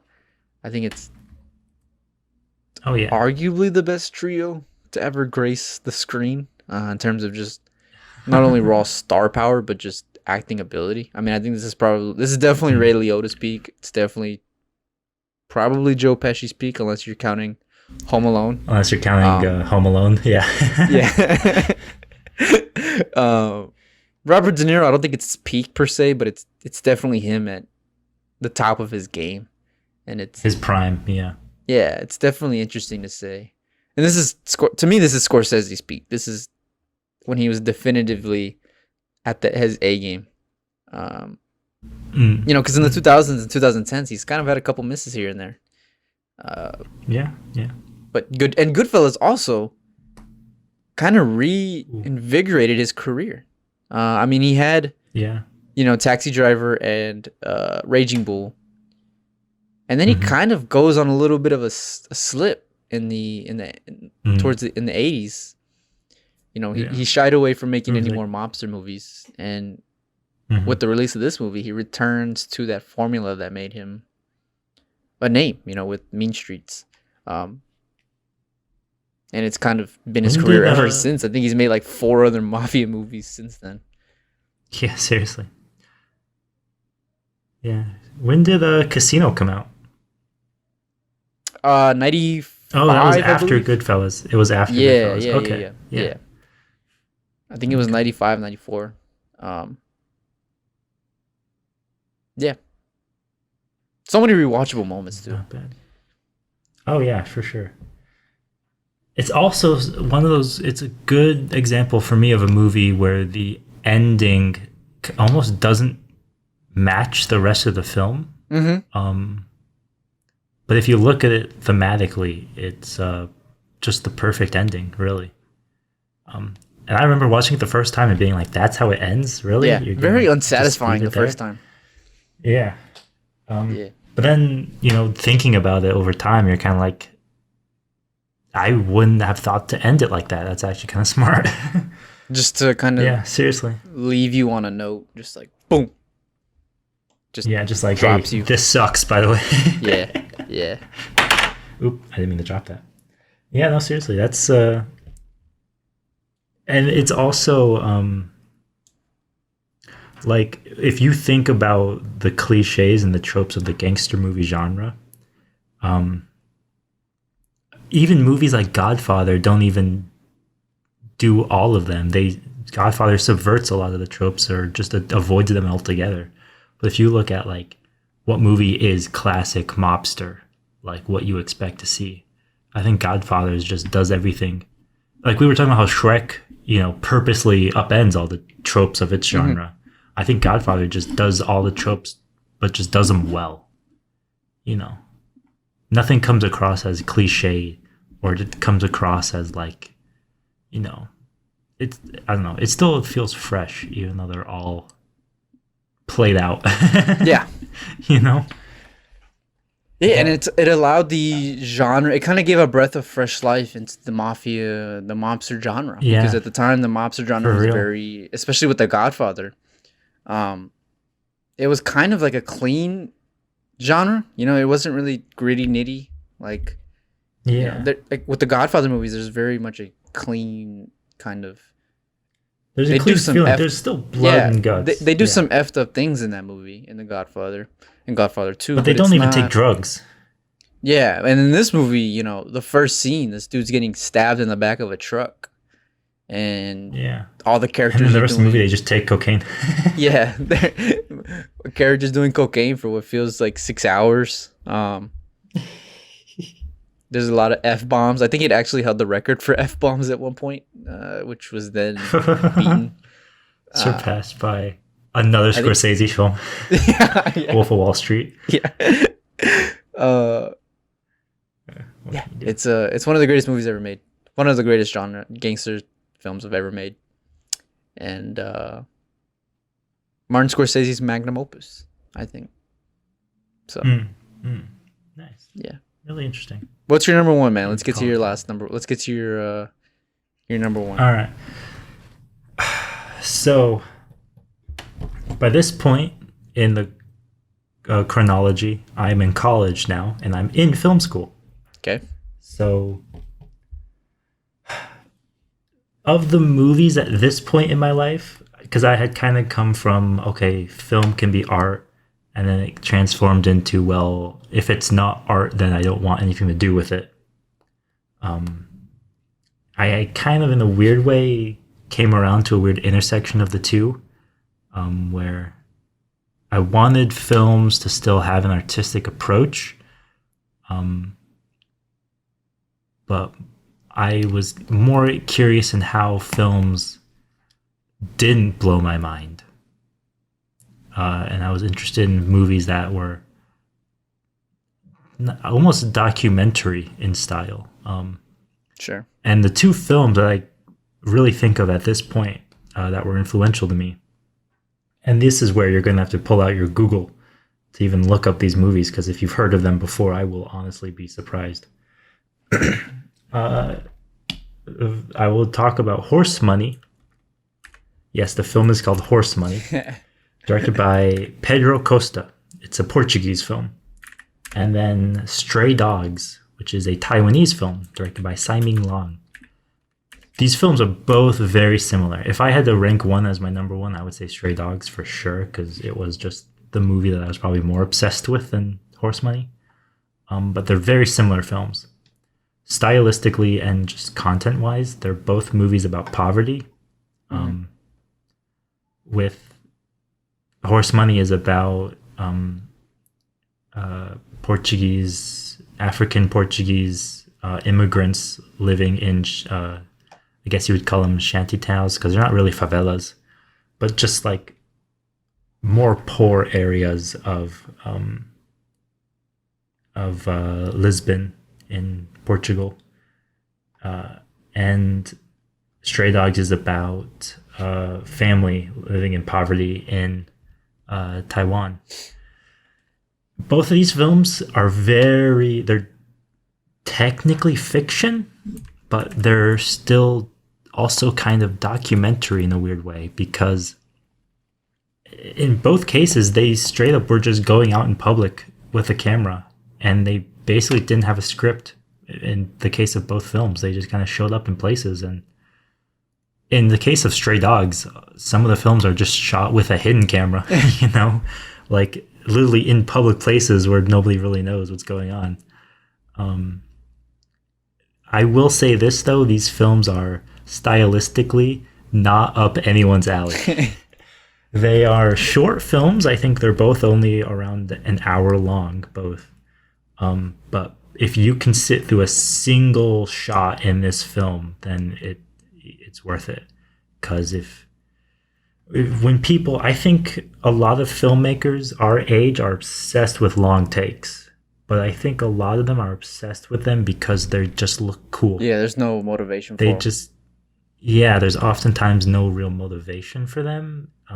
Which even historically, we talk about Goodfellas. This scene where they go through the restaurant doesn't have to be in one take. It just was for a time reason, which doesn't take away from, how well done the shot is, or, the kineticism of the shot. It is honestly an unmotivated shot. Yeah. And I think that bleeds over into how a lot of people approach them. In the case of these movies, the long takes are there really to just cement the struggle of these characters. And that's often the case for these kind of films, because the directors I was really into at this time, Simon Long, Hao Xiaoshen, another Taiwanese filmmaker, Lav Diaz, who is Filipino, guys like them, where they used these long takes, it was really just because you're just watching real people having to do these things. I mean, in the case of like Stray Dogs, where you're just watching the guy stand outside the store, the sign flippers, he just stands outside the store with his sign, and that's all he has to do to make his money. And it's no fun. It's extremely boring. But someone has to do it, and he needs that money. And it might seem unnecessary to even film that and put it as a completely unedited take for 6 minutes. But that's that man's life, man. He has to do that every day. And when I was a freshman at ASU, and I was just like, these are the kind of movies that I want to make for real. that they were incredibly influential. And I remember when I was talking about Terrence Malick and that idea of like, my eyes are movie cameras and I kind of would try and see the world as if I was a movie camera and how would I frame, what I'm seeing right now. These movies were like exactly that. And it was almost mind-blowing in the weird way how well it worked for what my own personal philosophy of filmmaking was. These movies lined up perfectly with them. And Stray Dogs, man, for how like sketchy the production of this movie was, them just going out in public, it still looks amazing. It has amazing composition, amazing symmetry, amazing cinematography. The actual movement of people and characters is just artistic. Like there's an art to how people walk in this movie, even because they hardly ever do. They just sit still and do nothing. But yeah, no, seriously. This is a completely anticlimactic number one for me to pick because nobody has seen it, nobody's gonna see it, and even if they did, they would be bored out of their mind and they'd hate me forever. But I love this movie, man. How did you come across these movies? Well, I mean, so you'll notice a common theme throughout these films is the long films and long takes and stuff like that. It was really just a matter of what's the most extreme you can go, not just films filmed in one take, because movies like Russian Ark are cool, but to some degree uninteresting. It's kind of just a gimmick. So I was just like obsessed with that. I was just like these slow movies filmed with, like I was almost trying to find I would do the math. I'd be like, okay, if this movie is an hour long and there's only 20 takes in it, then each take lasts for how many minutes? Like I would do that math in these movies and be like, so I was just, for some reason, that was just what I was obsessed with at the time. That style works. And that's why I also didn't recommend anyone watch West of the Tracks by Wang Bing. Unless for some reason you're into that kind of filmmaking. That's the entire film, man. Although it's shot handheld. I should mention that. Hey, that's right up your alley, man. At least has that going for him. Yeah. Stray Dogs is just straight up tripod the whole way through. So respect for that. Yeah, I don't know. These films were just the crossroads of really something in a weird way, a weird combination of realism and fantasy, because I don't know. It's actors playing as if they're real people, and they're in real situations doing the real work that these people would do. In the case of Horse Money, it's kind of the opposite. It's real people in fantasy, in weird fantasy situations. Because that movie goes more into like the struggles of the immigrants and their specific traumas. Like one of them is a war veteran, so he has all these weird flashbacks from the war. Stylistically, it's very similar. It's just long takes, man. It's just you set the camera down in one place for 10 minutes and you don't cut away. And I just love that stuff. I loved that stuff, man. At the very least, Hao Xiaoshen has a film called The Assassin. If there's any of these movies I would recommend from that era of my life, watch The Assassin. Anything by Andrei Tarkovsky. If you've never seen Solaris, if you've never seen Stalker, watch those movies. Stray Dog, though, the only other person I've ever heard in my entire life talk about Stray Dogs was the director Sean Baker, who did the Florida Project. Other than that, though, good luck even finding this movie on the internet. But that was just what I wanted to see at the time. And it really, in a weird way, it kind of messed with me. It kind of messed me up because I couldn't get that idea out of my head. Like my eyes were movie cameras and I just saw the world that way for so long. Mm-hmm. And that was just how it really affected how I approached movies and filmmaking. Because then it's like, the whole movie is shot in Taiwan. So then when I go and I visit, I didn't go to Taiwan, but I visited Korea. And I was like, oh my God, this is like exactly how the movies looked. I'm in the movies now. Like if only I had a camera and I could just literally point it in any direction, it would look exactly like these movies. Yeah. Yeah, there you go. Dude, the best cinematography of a man eating a piece of raw cabbage I've ever seen in my life. Just chef's Do you kiss get the right crunch? there. Yeah, you get that The good, massive what is it? Foley? dry iceberg lettuce crunch. Yeah. Yeah, I for dig real. No, Stray Dogs by Simon Lang. It's Go underrated. check it out, people. Don't go check it out unless you want to. You're not Hey obligated man, to you watch gotta hype up. either You gotta of these hype up your movies. number one pick, man. That's why it's your number one. Dude, when even Roger, what's his? Oh Ebert? God, Roger Ebert, that's his name. Yeah, one of Pedro Costa's movies called Colossal Youth. His review for it was, "Yeah, I didn't see it." Gee, that's rough. Someone told him not to watch it because it was That's boring. rough. He was like, "Okay, I believe you."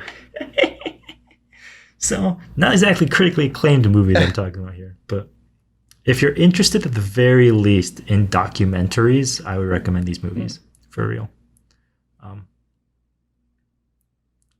What's your number one? Go check it out, people. Don't listen to James. What's Go your check it number one? out. Well, What your favorite movie of all time? man, Of course, not including The Dark Knight. I mean, it's Godfather 1 and 2, man. I think everybody saw this coming when we brought up top 10s. It's Godfather 1 and 2. Both of them. Well, I also picked two movies for my number one spot, so makes sense. That's, yeah, when I said top 10, I really meant top 11 because it's very hard to differentiate the two. Yeah. Because every time I watch one, I'm like, oh, man, it's crazy. I just think of two. And every time I think of two, I think of one. And they're just kind of intertwined. This is just... No, for real. I was thinking about this, been thinking about this for a while. About why I like The Godfather so much. And it is just a fundamentally sound film. It is a film that I think... It really is just the fundamentals. Yeah, it's a film that every film major lover, connoisseur, whatever you are, level of filmmaking, everybody should watch this at least once. And I think if you watch this at least once, you understand how wrong so many different aspects of movie making can be. And yet how many different aspects of movie making can be so right. Because this movie does literally almost everything perfect. There's a couple, flaws here and there in the movies that you could probably nitpick. No movie is ever perfect. But The Godfather 1 and 2 are probably the closest we'll get to the perfect quote-unquote film. Ooh. Just from a directing standpoint, cinematography, screenplay, production design, wardrobe, makeup, set design, editing. Just the everything editing about in these films Godfather is the editing in Godfather is god tier. yeah, everything is just amazing in this movie. And it's really just masterclass on just, if you watch this enough times, you pick up on different things with the acting or the editing or directing, whatever. And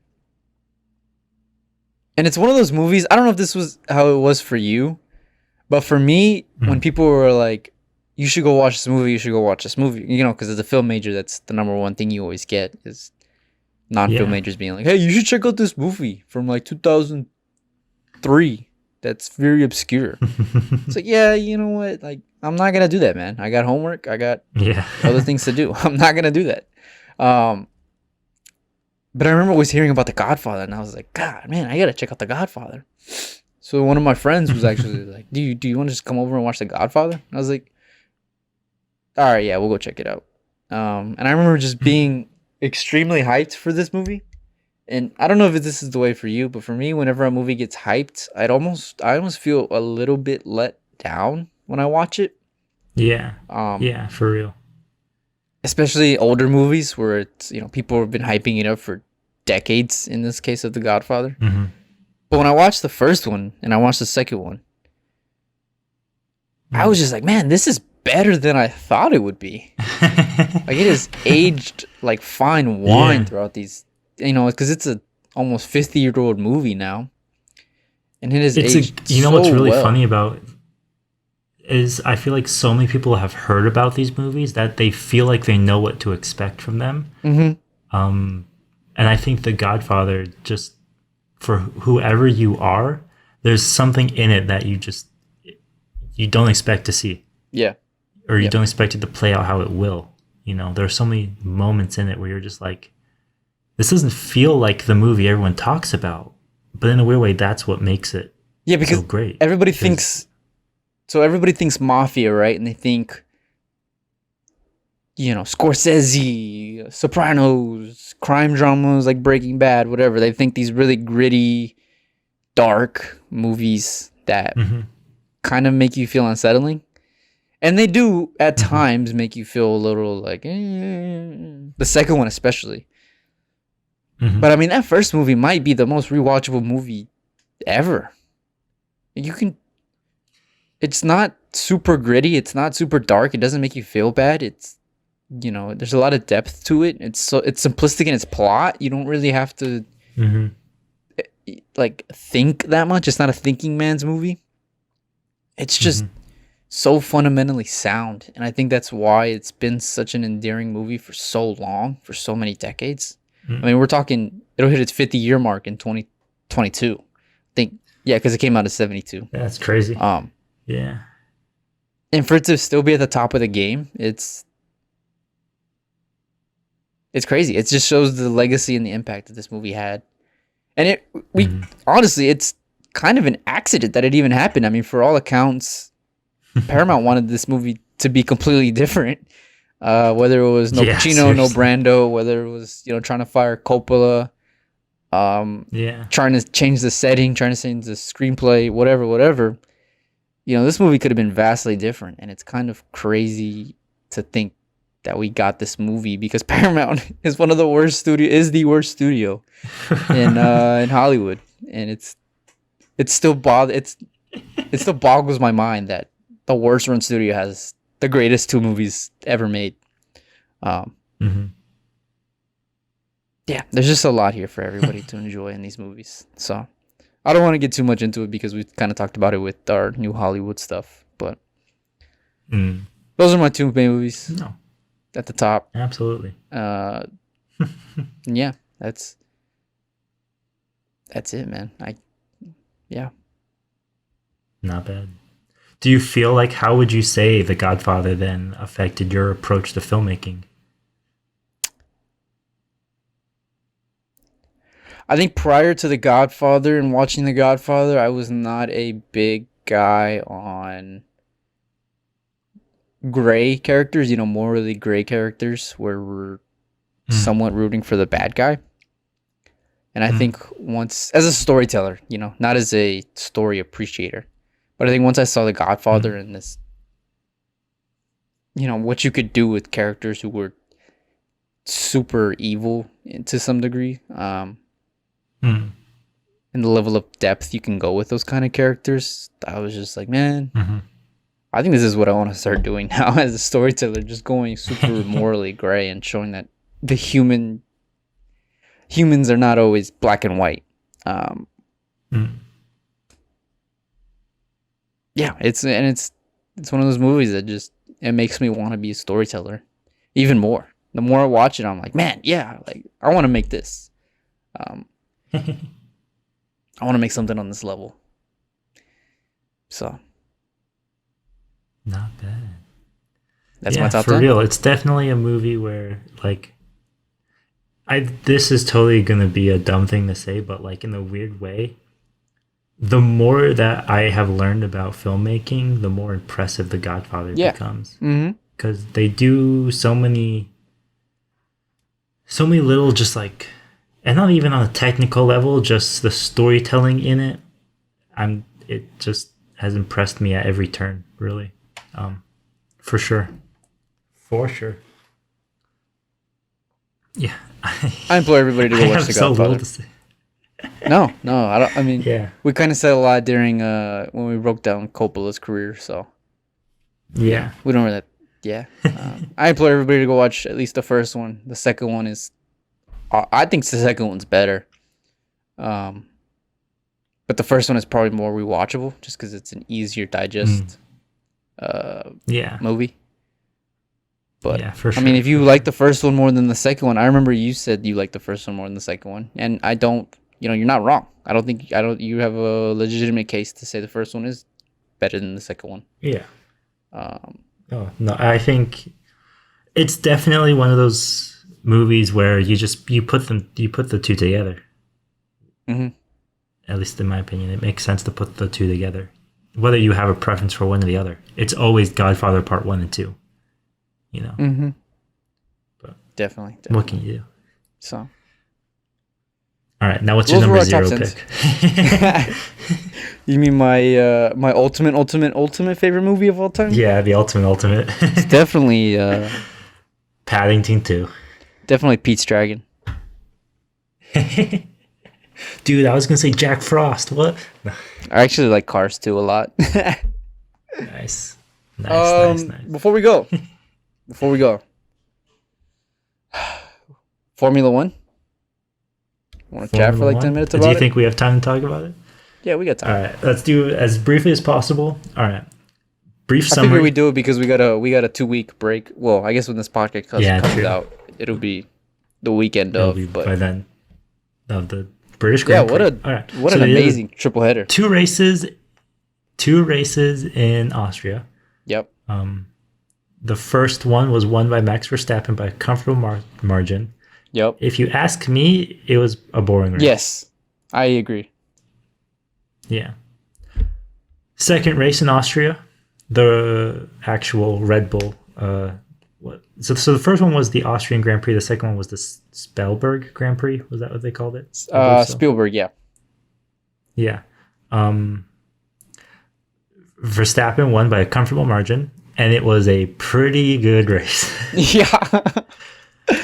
Pretty freaking exciting race. I remember I was in my bed watching, and I remember audibly being like, "What the hell?" So many times, just because so much happened in that race. Dude, it was a freaking clown fiesta of a race. So many poor decisions, and almost it's one of those every things driver, where it felt like. Seriously, Whether every it was driver Yuki a lot of the Tsunoda teams. going over the white line during the pit lanes, whether it was Leclerc driving like he was times. drunk, whether it was Perez driving like he was a pissed driving off like he was teenager, trying to kill Leclerc. Yeah, seriously. Kimi Raikkonen diving into Sebastian Vettel's tires on the last lap. It was a crazy race. And then you had freaking the Bottas and Hamilton. They're a little when Mercedes was like, you're not allowed to pass Hamilton, and then he ends up getting second place when he does get by. I'm like, God, Mercedes is just shooting themselves in the foot every opportunity they get. Well, they gave him the okay to pass because do, Hamilton had he had damage. Well, they give him the okay, but they're like, you're not racing Hamilton. At first, they're like, you're not racing Hamilton. Yeah, I thought that was and weird. And then they're like, okay, never mind, you can get by. And I'm like, God, they're just either they're trying to get rid of Bottas, or they're just trying to like teach him a stern lesson. I have no idea. Yeah, it was very clear from the first couple laps that Bottas he was faster on the track. And it was kind of weird to see them to be like, no, you're not going to pass him. It's like, dude, you're blocking everybody up. Like, somebody's going to end up passing you guys. You're going to lose at the podium. Yeah, seriously. I mean, I don't know, man. Whatever Mercedes is doing, in a weird way, I kind of want them to get their act together. Because although I know that they will challenge Verstappen and Hamilton is going to win more races this year, for me at least, it's unsettling to see them so out of character. Especially they have such a dominant run. This would be like looking good. This is like when the Patriots went on that 20-year decade run, and then last year they went 9-7, and everybody's like, "Oh crap, what?" Or 7-9, I think. Yeah, that's what this is feeling like. It's not even like a slow death. It's just kind of just them driving off a cliff, pun intended. Yeah, seriously, man. And I like competition, so I hope they get their act together. Yeah, for sure. You know what's funny is that that's how people were talking about Red Bull and Ferrari for the last 7 years. It's just get your act together, guys, and Yeah. catch up, for crying out loud. Dude, And Ferrari, here we are with I'm feeling good. I'm Yeah. feeling good next year. Next year, we're challenging for top two. Top two. for top two. I like. love I to think see we it. have. I think Ferrari. I speak we as if I'm a damn principal. you're part of I the was just thinking. proposal. I was thinking. Ferrari, other than Red Bull and Mercedes, probably has the best driver pairing.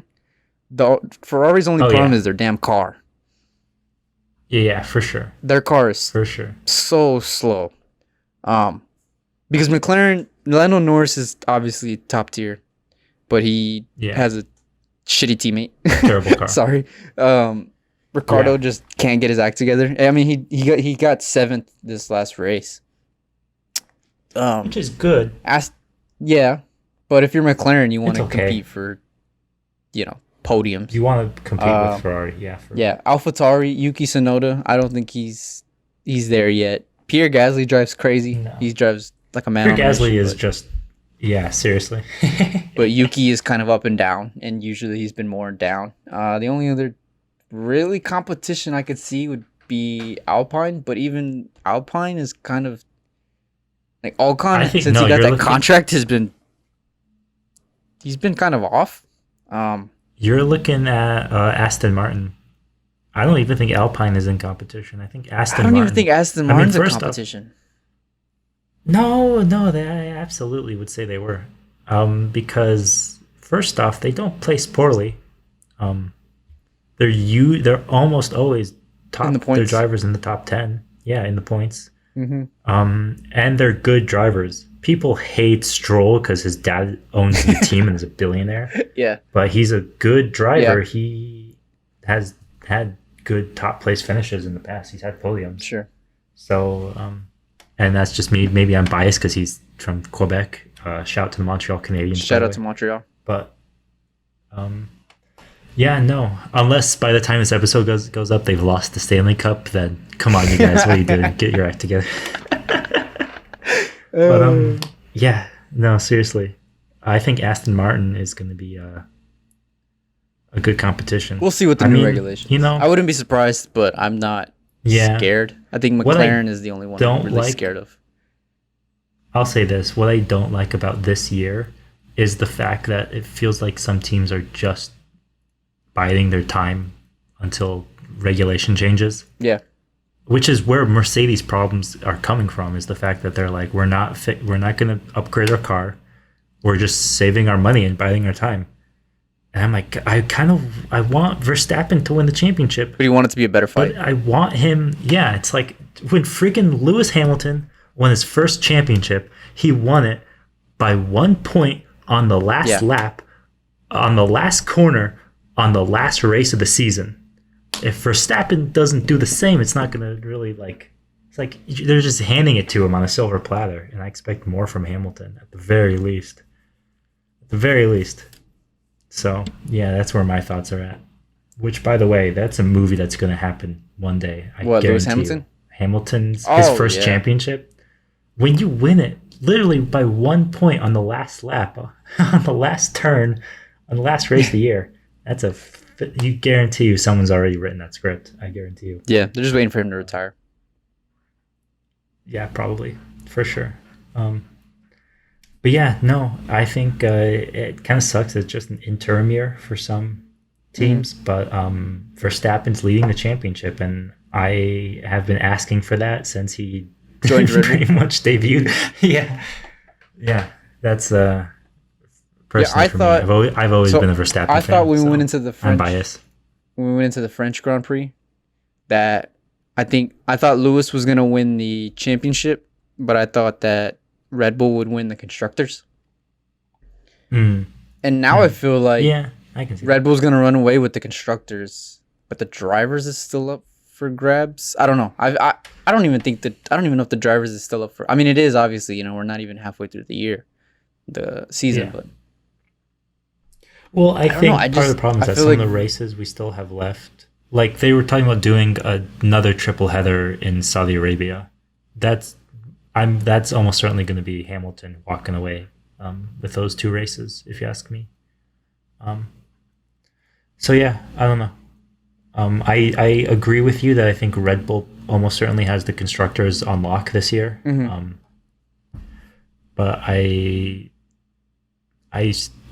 expect Hamilton to get his act together, and he's going to challenge. And I think he will.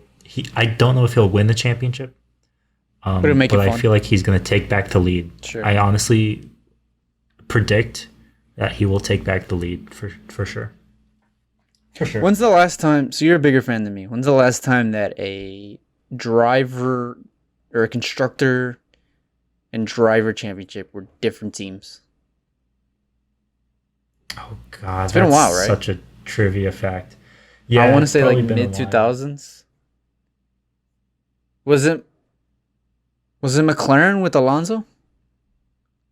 I have no idea off the top of my head. I can at least tell you the last time that it actually felt close. The championship felt close, and that was almost certainly, I would say, 2017. Maybe I think that was the year when Vettel and Raikkonen were teammates on Ferrari, and I think Vettel was maybe only 20 points behind Hamilton in the championship. Yeah, because 2016, I think Nico Rosberg won yes, the championship. So the year after that, I think, yeah, I would say 2017 was really the last time that I felt close. And then I think 2018 was the furthest gap there's ever been in the championship, where Hamilton was like 100 points or something ridiculous like that. I remember seeing that in Drive to Survive, and I was like, damn, he won with like 5 races left to go, I think. Really? Oh, wow. Geez. Clinched or something like that. Yeah, that's worse than I thought. That's crazy. But God, yeah. Any predictions before we go on the British Grand Prix? Last year, Lewis Hamilton's tire literally exploded, and he still won the race. Yeah. So I have some hope. He's gonna drive upside down this time. Yeah, he's gonna drive upside down, and his car is gonna turn into a boat, and he's gonna ride in a river or something crazy like that. Who knows? No, I think Verstappen will still, because last year they did 2 races. Hamilton won the first one and Verstappen won the second one. So who knows what conditions this race is going to be in, but I still expect Verstappen to put the pressure on him for sure, even though it's Hamilton's home race and he's himself, he's Hamilton. So he has to show up and perform for real. Yeah, that's my thoughts. Cool. Well, it should be a fun race. Yeah. Hopefully. Oh yeah, for sure. If anyone's tire explodes, that will be interesting. All right, guys. Any last words? Any last thoughts? Statements, questions, remarks, life advice? If you're looking for movie recommendations, any of the other films I mentioned at the beginning, any of my extra honorable mentions, for sure, those are all fantastic movies. Yeah. Cool. Yeah. What about you? That was James Harding. What's your life advice? What's your life advice for this episode? Wash your hands, brush your teeth. Vital things. Vital things. Stay in school. Don't do drugs. drugs. Don't. Do whatever you want. It's your life. Eat your teeth. I'm just a guy who talks into a microphone for 2 hours a week. I don't Seriously, this is life. 2 hours long. All right, let's get out of here, man. That was James Harding. I'm Isaac Jimenez. This was Hit Play. You guys can hit the power button now because we're out of here. Have a good weekend.